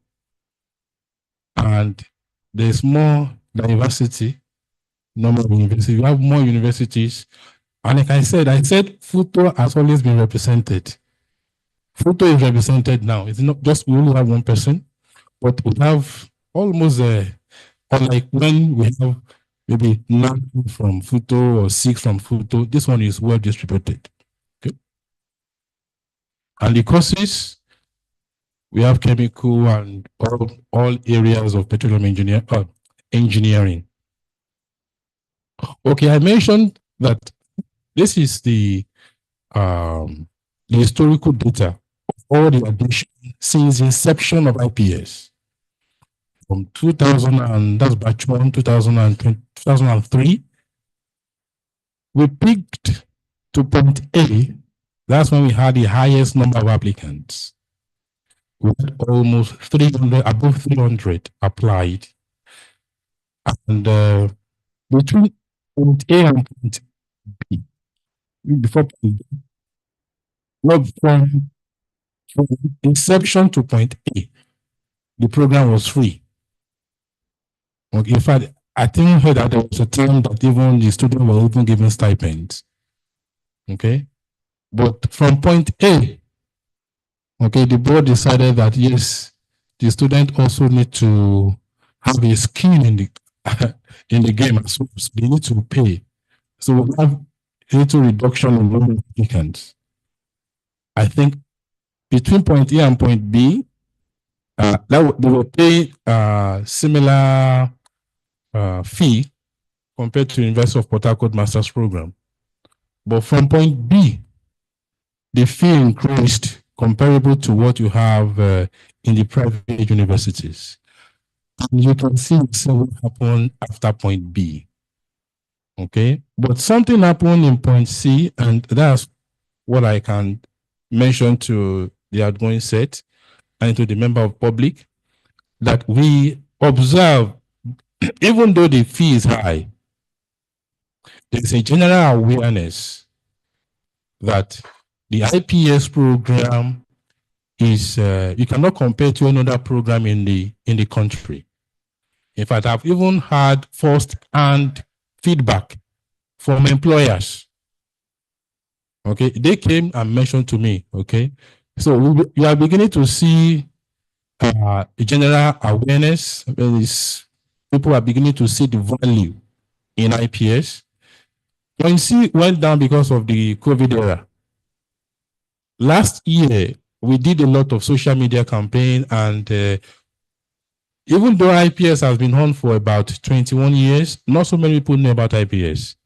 So we increased our social media presence, and we also extended our tentacles to many places. Now the number have increased, and we hope to continue in this direction and hope to absorb more quality students. Okay, so I wish you all the best, the outgoing set, and the new set coming. Yes, welcome to IPES, and I believe that by the time you are leaving, you'll have garnered all the skills you need to perform well, to do well in whatever company or wherever you find yourself. Thank you.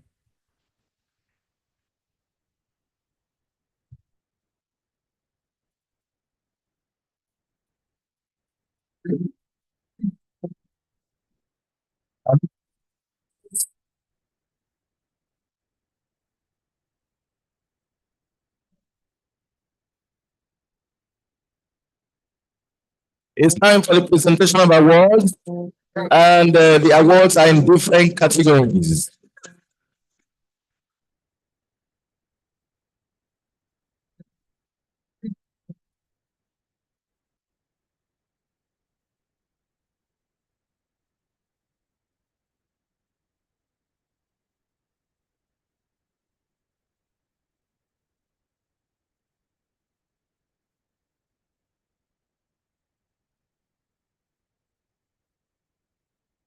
Now it's time for the awards and of course certificates. And then we're going to have in different categories some medals.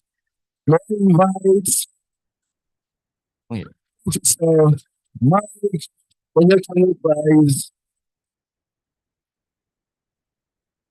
for best in reservoir and geosciences. So please kindly step forward.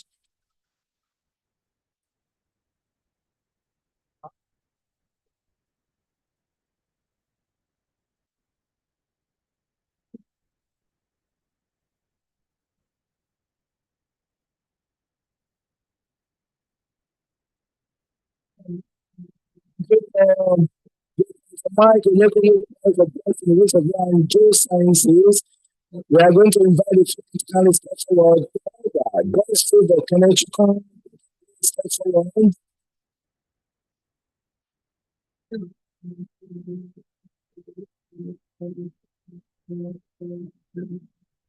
Please give way. And to present is the Dean Iron Crown to kindly step forward and do the presentation to him. Engineers Gabriel Chinecheren, please step forward. And Naomi Ndidi, please step forward. Joy Murray, please step forward. That is the word. Thank you.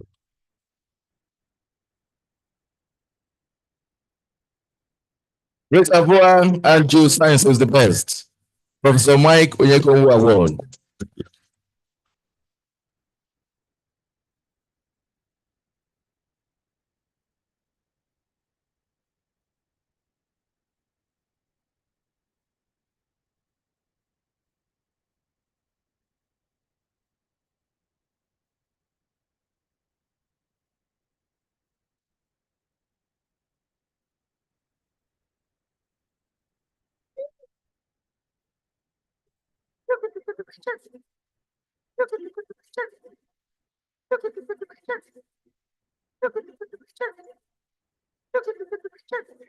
Now the next one is Professor Adewale Toshomu Prize for best in drilling and completion.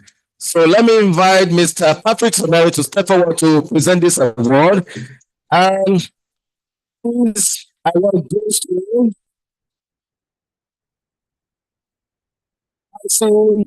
Israel Gordon.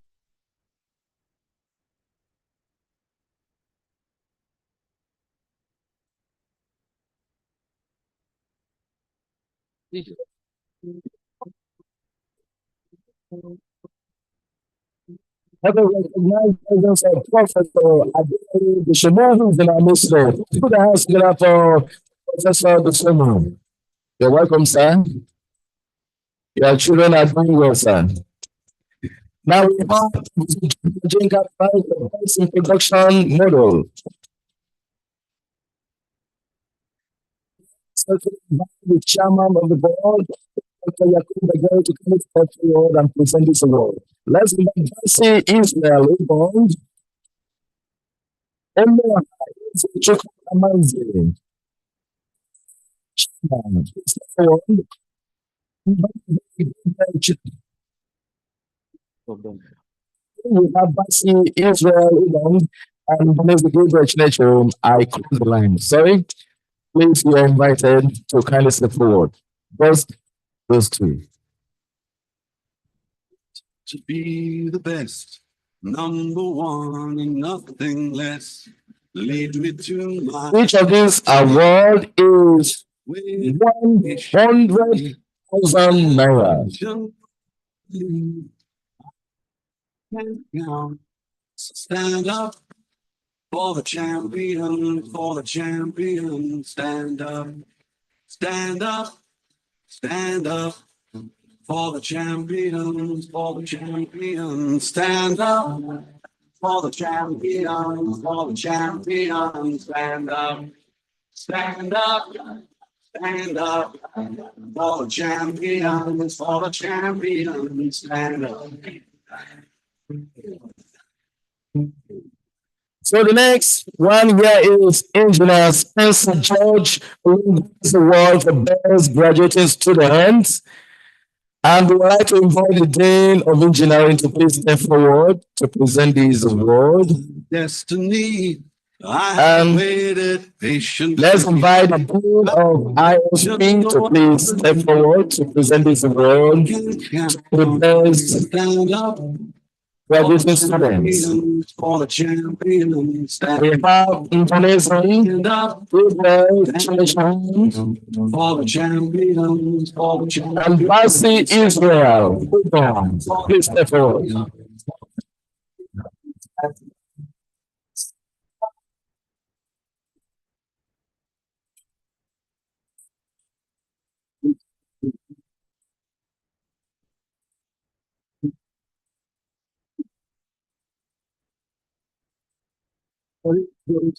Now it's just who wants it most.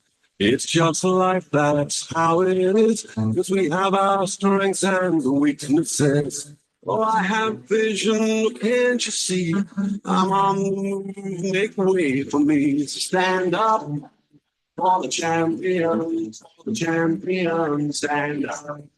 Stand up. Stand up.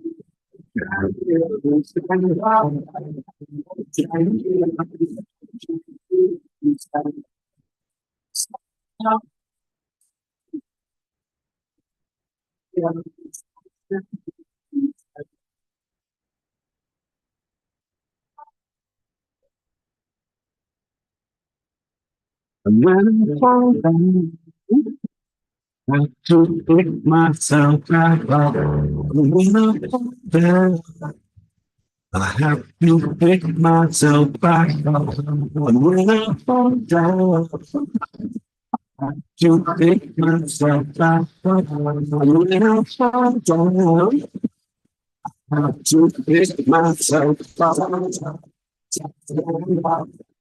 For the champions, for the champions, stand up, stand up. For the champions, for the champions, stand up, stand up, stand up.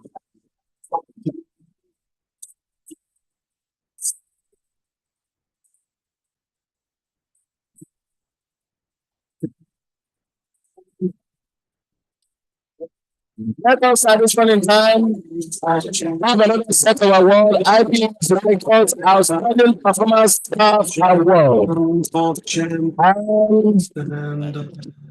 it's going to be presented by Dr. Yakubu Begum.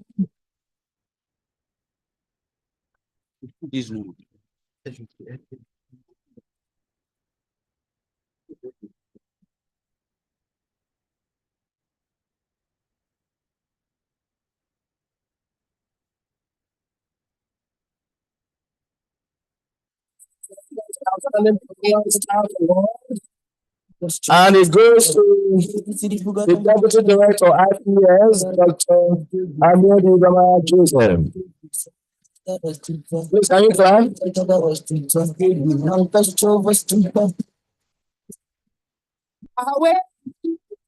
The second one goes to HSC officer is Stella Umeko. Light me up on Friday. Vele right now. Since lockdown. But you can when you're not out. No white out. Vele right now. Right now. Nang out.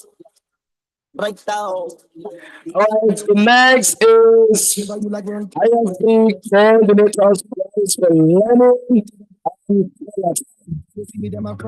and we have sing and Asian Iswan Abasi Efro. Step forward and see this award. Right now. Vele right now. Right now. Again, let us respectfully invite the Queen of ISP to take the floor to present this award. Please do what others have been doing. Please, can you climb up? Thank you.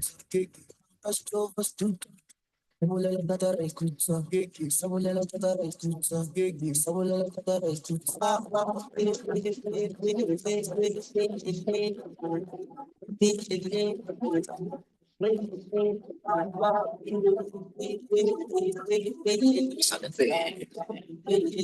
award is 100,000 naira each.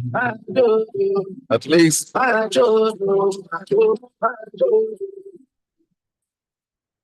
It's 1947. If my dad never said to, it be what I've been get to. As I believe in no ya won't let me. It's a red guys. It's a stuff guys. The one that in the go come, man. So they shan't them down.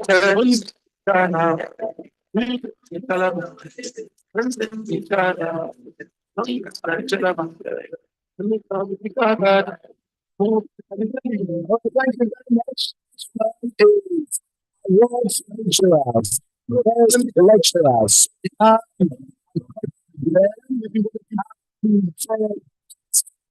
First lecturer, the award goes to Professor Joseph Ajay.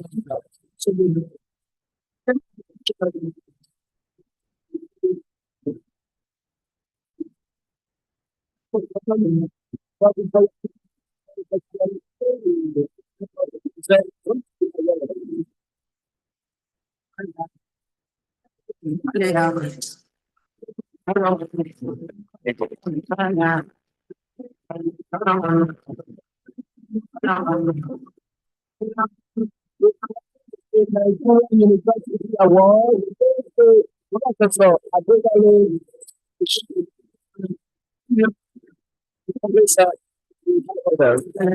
Professor Adewale. It's good to have you for this.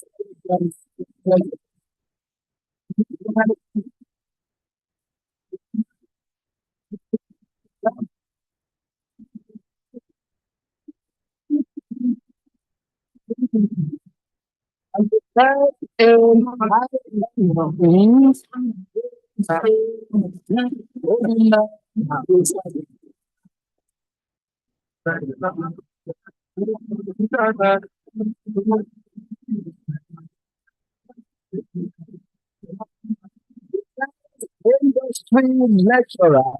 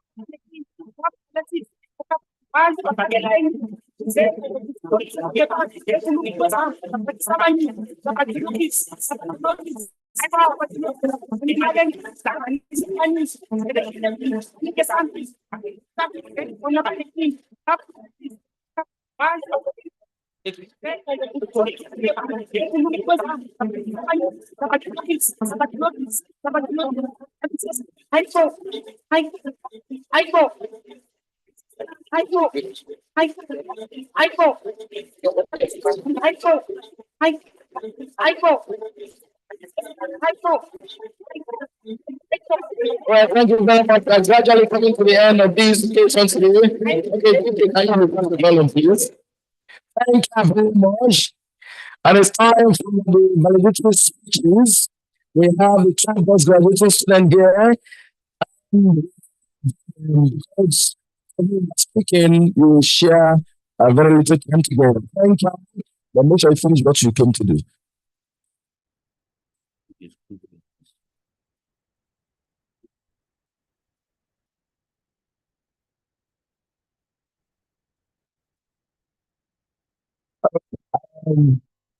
I've been told to very quickly respect our father, our mentor, our professor, the professor you love so much, Professor Adewale Doshomo. So kindly step forward and do a goodwill message to all of us. We don't want you to leave without saying a word. That is why we have decided to ambush you so that whenever we want to leave. Thank you very much, sir. Good afternoon, ladies and gentlemen. It's a pleasure to be here. Let me pay compliments to the IFP school, pay compliments to the management of the IFP, as well as the IPES for an excellent job. You know, as I sat down there, what came to my mind was what happened over 23 years ago, 22 years ago. Precisely when the team that came from the IFP and Total came to the university trying to seek this partnership. It was a public holiday, a Muslim holiday. And I was on campus on that day. And I was the first person that they met, even in this school. Remember, the first meeting was held somewhere along Francais, along the road, somewhere in Port Harcourt, was where we had the first meeting. And subsequently, this went on. So it's very gratifying that this institute has stood the test of time, has enriched the industry. And let me also say that the very first lecture in this institute was delivered by me in Jobata. And I had the opportunity to teach, I think, all the 14 sets, a lot of 14, 15 sets of students in this institute. So it's been a fantastic opportunity, and I want to congratulate the graduates. And I say those who have gone ahead before you are doing excellently well in the industry. And we believe that you continue to hold the mantle and make us proud. You know, those who are here right at the beginning and know how things were at that particular time. We're happy that we now have this fantastic place. When we started, it was in a small place somewhere in Choba Park.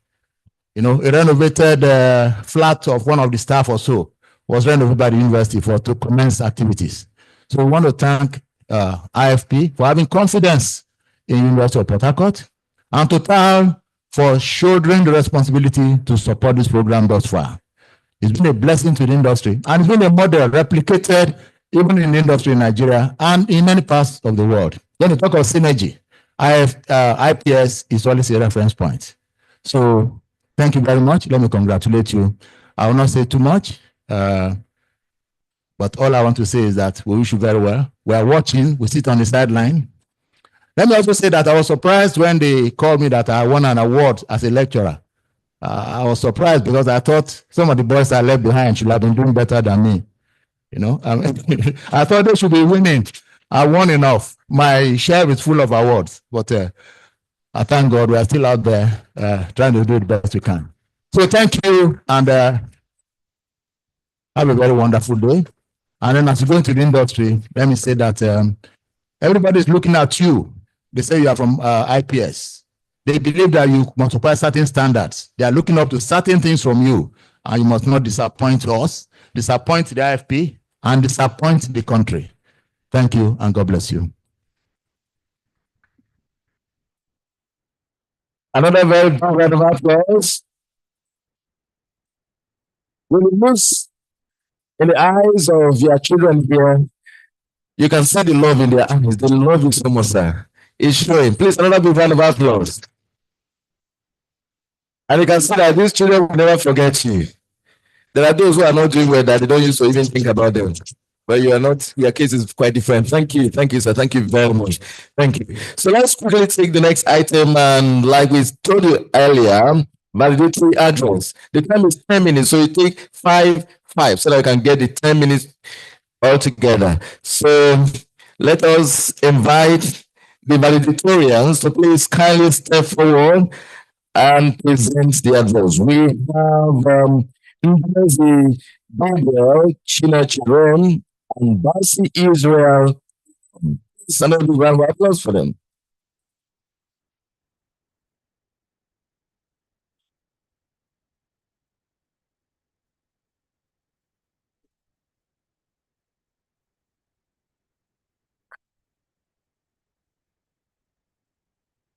Good afternoon. Thank you, ladies and gentlemen, for this opportunity. The Vice Chancellor of the University of Port Harcourt, all protocols duly observed. The Vice Chancellor of the University of Port Harcourt, the Board of Directors, distinguished professors, respected guests, esteemed colleagues, and beloved family and friends.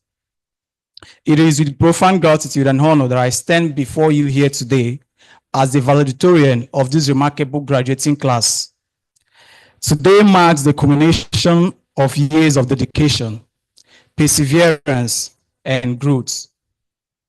On November 13th, 2023, I began this journey filled with uncertainty, questioning my decisions and direction. During our first class with Mr. Azu Azuike, he asked what we hope to achieve at the end of the program. And at the time, I had no clear answer. Now, after 365 days of growth and learning, I know I came to IPES to discover not just knowledge, but purpose, to find clarity in my ambitions, to grow beyond my doubts, and to equip myself with the skills and resilience needed to make an impact in an ever-evolving world. Our journey has been more than lectures, projects, and exams. It's been about people, each of us with unique challenges and triumphs. I remember the long nights, the adrenaline of deadlines, and the relief after presentations. These moments shaped us, strengthened us, and formed lasting memories. These achievements is not mine alone. It's a shared triumph with everyone who believed in us and supported us along the way. A heartfelt thanks to our director, Professor Sunday Ikesikimama, and the Deputy Director, Dr. Joseph Amibubama, our MSc IFP Coordinator, Dr. Oluwafemi Oyedokun, and our professional mentor, Mr. Obi Imemba. Their commitment to our success has been unparalleled. I wish to appreciate our sponsors, NNPC Limited, and the Total Energies, our mother institutions, University of Port Harcourt, and IFP School. Your contributions have made IPES not only possible, but a beacon of excellence that continues to thrive. Our collective gratitude extends to our professors, lecturers, instructors, and tutors, mentors who have not only shared their vast knowledge, but also ignited a passion within us to strive for excellence and contribute meaningfully to our industry. My gratitude also extends to the other academic and non-academic staffs of this great institution, whose dedication, guidance, and unwavering support have enriched our learning experience here at IPES. On a personal note, I owe my deepest gratitude to my parents for teaching me the values of hard work and integrity, and to my siblings, friends, and my lovely girlfriend for your unwavering support. Your encouragement carried me through even the toughest days. To my classmates, you are more than colleagues. You are family. Your resilience and collaboration inspired me. Together, we have overcome challenges and forged bonds that will last a lifetime. There were times when I questioned if I could keep up, but it was in those moments that I discovered strengths I didn't know I had. And that strength was often fueled by the people around me, you guys. Today, as we celebrate, I am reminded of the bigger picture. We chose a field that is essential to the world, but also one that demands responsibility, innovation, and a commitment to sustainability. Our role is not just to extract resources, but to do so in a way that honors the planet and uplifts communities. I believe we are ready to take on that challenge. To my fellow graduates, let today remind us that our potential is limitless. Let us embrace the challenge ahead with confidence, guided by the skills, knowledge, and resilience we have cultivated here. Let us remain steadfast in our pursuit of excellence and always strive to leave a positive impact wherever we go. Let's remember that success is not just about reaching the destination. It is about the journey, the people we meet, and the impact we make along the way. We have weathered storms together, and we have come out stronger. As we step into the world, let's carry the lessons, the friendship, the memories we've built here. Let's be the leaders, the change makers, and the pioneers of the industry and the world needs. This is not just the end of the chapter. It is the beginning of a new story. A story where we rise to every challenge, embrace every opportunity, and continue to learn and grow. And to those who are on their academic journey, I encourage you guys to never give up. There will be days that test your limits. But remember that every challenge is an opportunity to learn and grow. Congratulations once again to the MSc class of 2024. It's our moment. Let's make it count. Let us continue to rise, inspire, and transform the future. Thank you.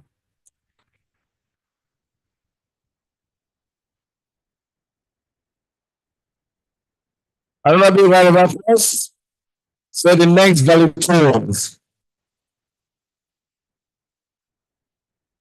Good afternoon, family members. Hi. Okay, sorry. Good afternoon, family and friends, our management, the members of the high table, everyone here present supporting all of the graduating students. I'm standing alongside my fellow BGS Gabi,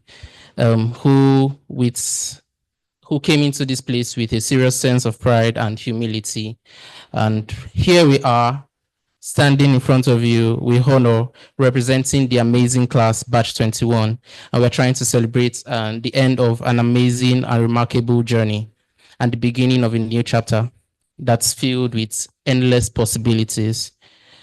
Really, we have done this with hard work, perseverance, and unwavering support of those around us. And for me, this has really just been a journey of 10 years.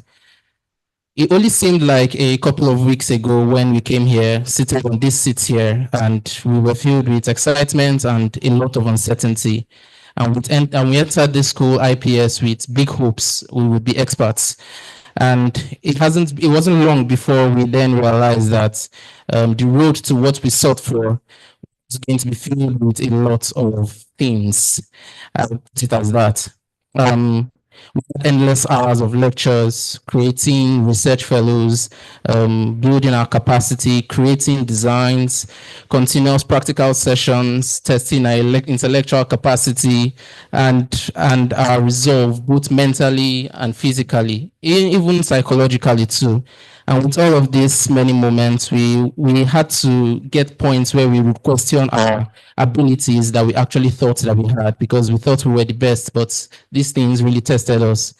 And we had to wonder whether we could balance the demands here with all of our personal businesses, our personal lives.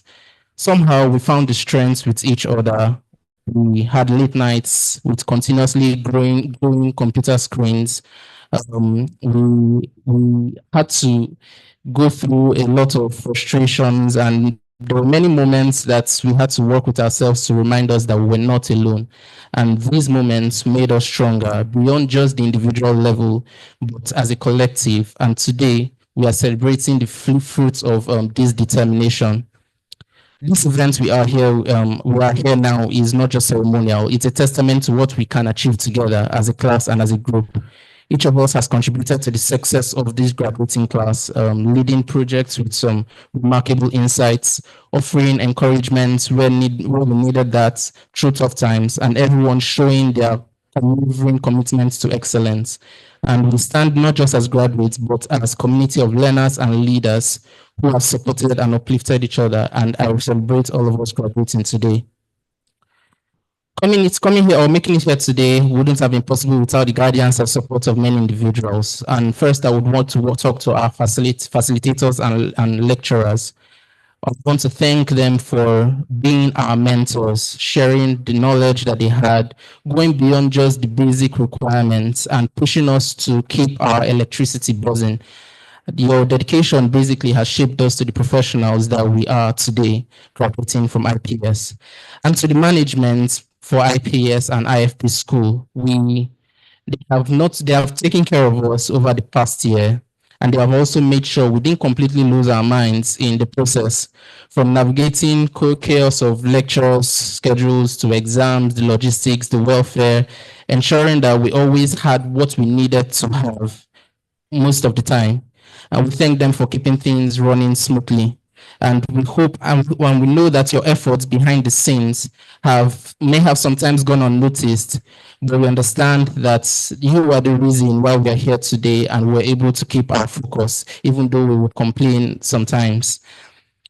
To our families, really, they have been our strongest support. My father, who is here today against all odds, my brother, who I've always looked up to, my sister, who has always supported me through the year, and her husband. And for my graduating students, I believe they also share the same sentiments with me. They have really supported us through this program. I would want to really appreciate them. And now to our classmates, my classmates, I would want to thank you for the memories that would really last a lifetime. Whether it was when we were trying to complete what seemed impossible, or to get the joy that comes from completing or getting small victories. These shared experiences have helped us create bonds that will carry us forever. We also want to extend our gratitude to the sponsors of the program, the Total Energies and NPC joint venture.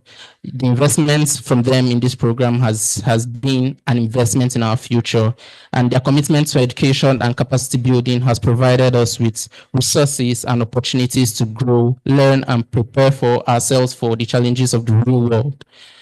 Thank you for the sponsorship. We were able to have access to world-class training and environments that nurtures excellence.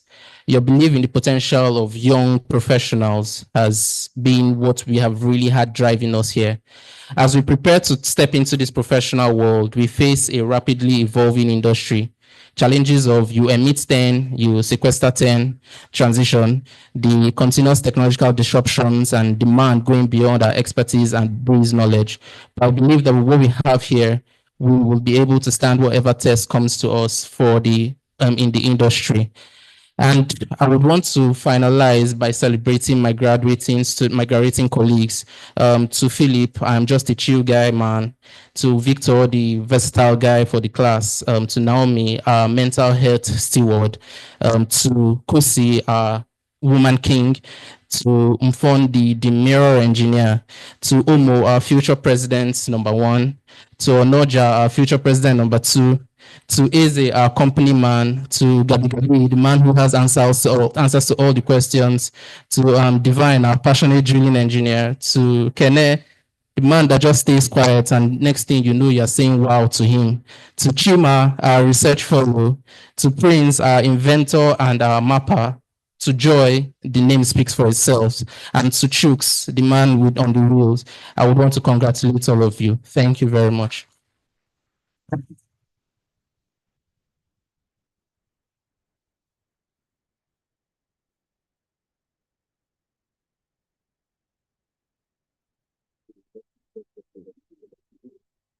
Thank you very much. Thank you very much. Induction of graduates. A member into the Institute of Petroleum and Energy Studies. So may I invite the director of the Institute to step forward to effect this item. Thank you. Okay, we are at the point that we want to induct the graduating students or the graduates into the Institute as members. The idea is that everyone who graduates from this place is not just graduating to go, but they are graduating as to be members, so they could carry on what we have to do. I think that, let me just read this and then the graduates will rise. The statement of induction of members into the Institute of Petroleum and Energy Studies. By the edict and constitution establishing the Institute of Petroleum and Energy Studies, with the successful completion of your MSc in Petroleum Project Development and Energy Transition, should be inducted as members of the Institute of Petroleum and Energy Studies. So after the induction, you can put a suffix to your name as member, Institute of Petroleum and Energy Studies. Can the graduate rise?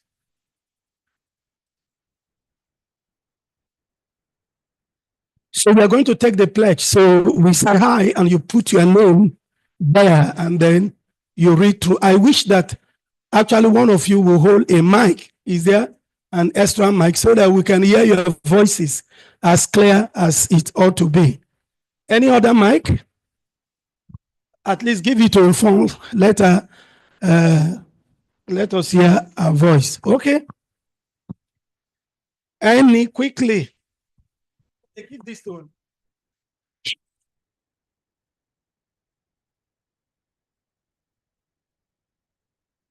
So 1 to go.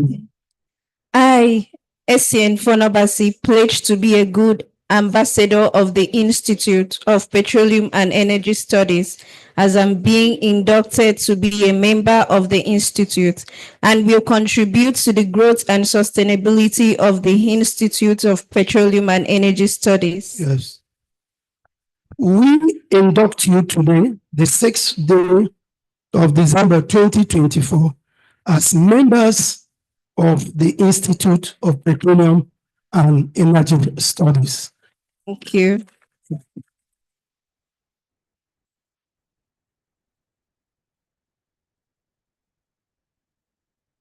Thank you very much. Thank you. Let me at this point in time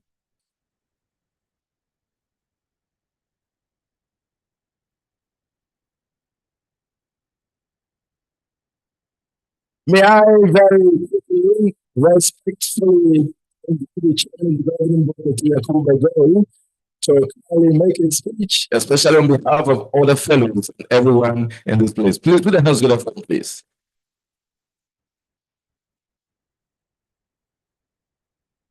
So good afternoon. It's good to be here again. I'd like to call my other fellows perhaps to join me up here.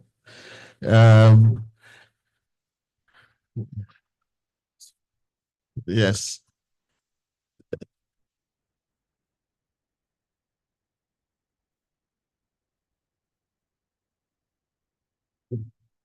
So it is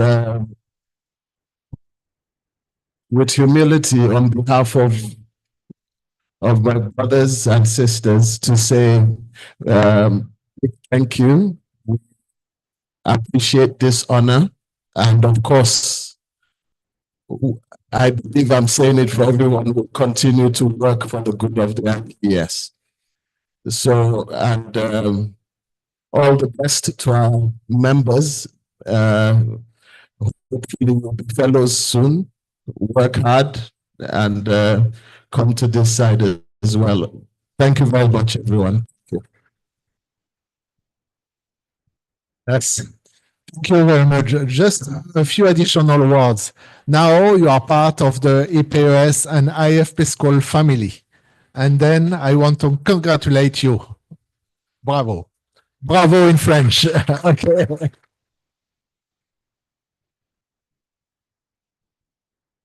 Remember, be proud. Second one, patient. Third one, and last one, good.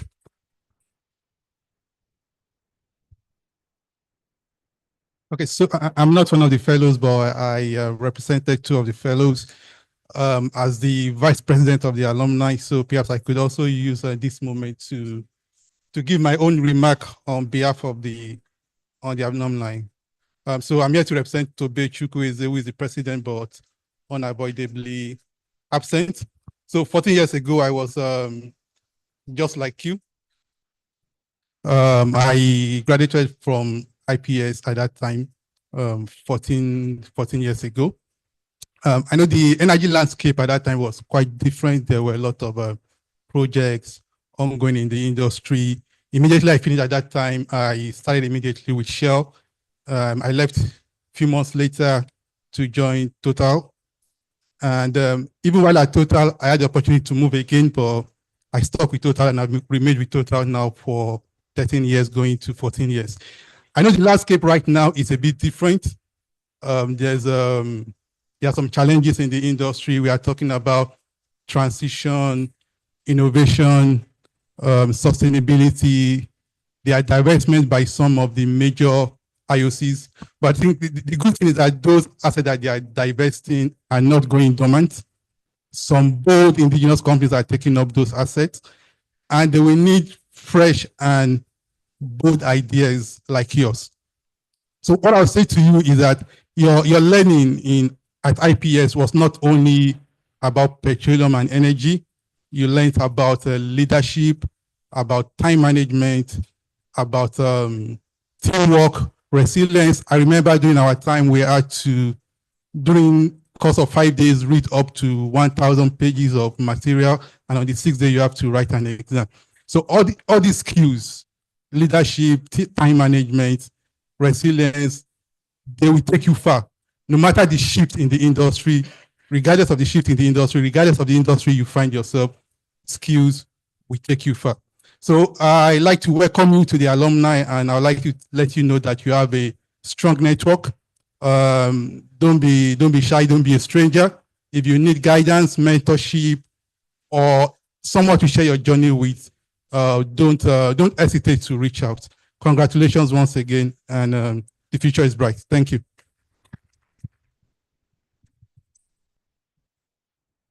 Thank you very much. Let me invite the Deputy Director of IPES, Dr. Joseph, to kindly step forward to do the vote of thanks. Please put a hands together for him.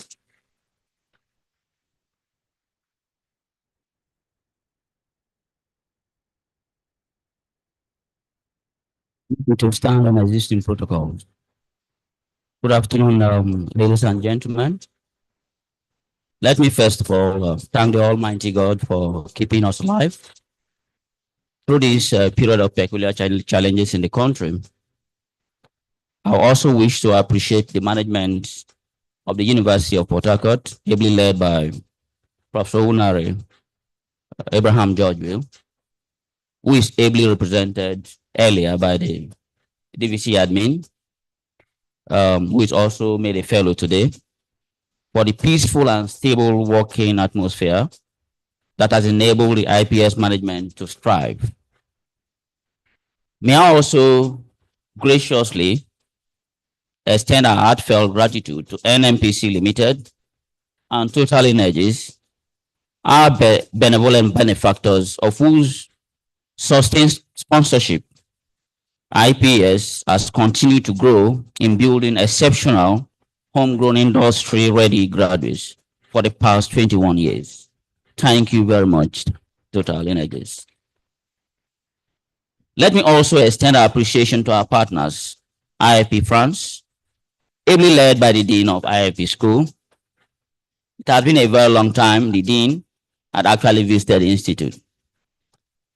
We are glad having you in our midst, Professor Pascal and Mr. Remy. Remy is actually a household name in this institute because always visit every year. Thank you for coming and being a part of this family. It's wrong if I don't recognize the three wise men from the Department of Petroleum and Gas Engineering. Professor Michael Yekomu, Professor Adewale Bosumu, and Professor Joseph Atubokiki Ajenka, the 7th Vice Chancellor and the pioneer director of this institute. They have been part of this project from inception and have continued to be part of it, even till now, as retirees. Thank you for immortalizing your names with awards in your choosing areas of expertise you are well known for in the industry. Thank you, our guest lecturer, the MD, CEO of OilQuest International, Mr. Philip Kaite. Of course, you can see the awards he gave to our students today. 1 million naira to the best graduating students. And he has also decided to sponsor 4 PhD students for the next batch. May I also thank my brother and friend, Engineer Spencer Olungwe. Thank you for all you do for the selfless service for the Institute. I also want to specially thank all the fellows for accepting to be part of this family. Let me also specially recognize the Induction Planning Committee. It has not been easy, actually. You gave all your support to ensuring that we pull through this Herculean task. Thank you for all the selfless service in putting this together.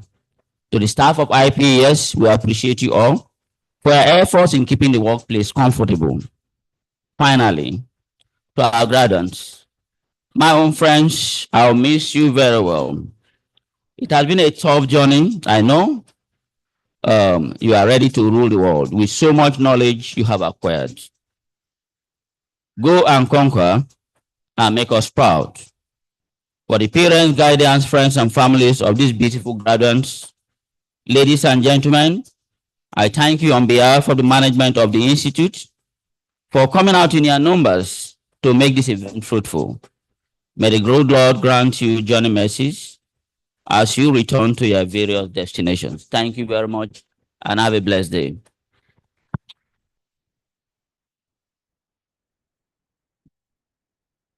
There is this saying that is very popular, that anything that has a beginning must definitely have an end.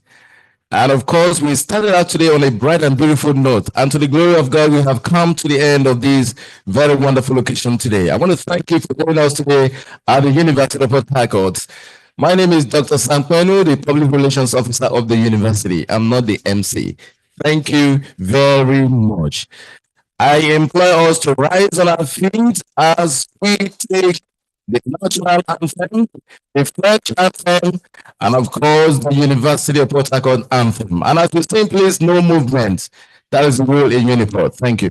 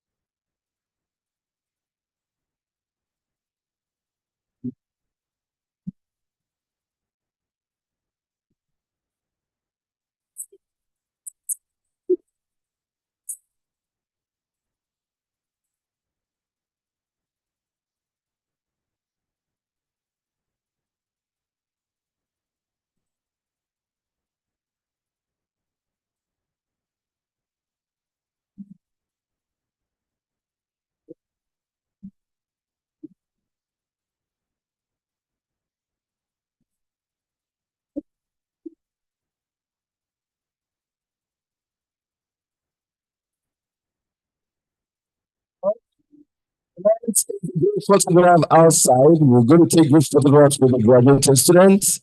Set. And then we also have a very sumptuous lunch for everyone. For everyone. So don't be in a hurry, otherwise we're going to be a waste. Thank you. The lunch is going to have this at the canteen.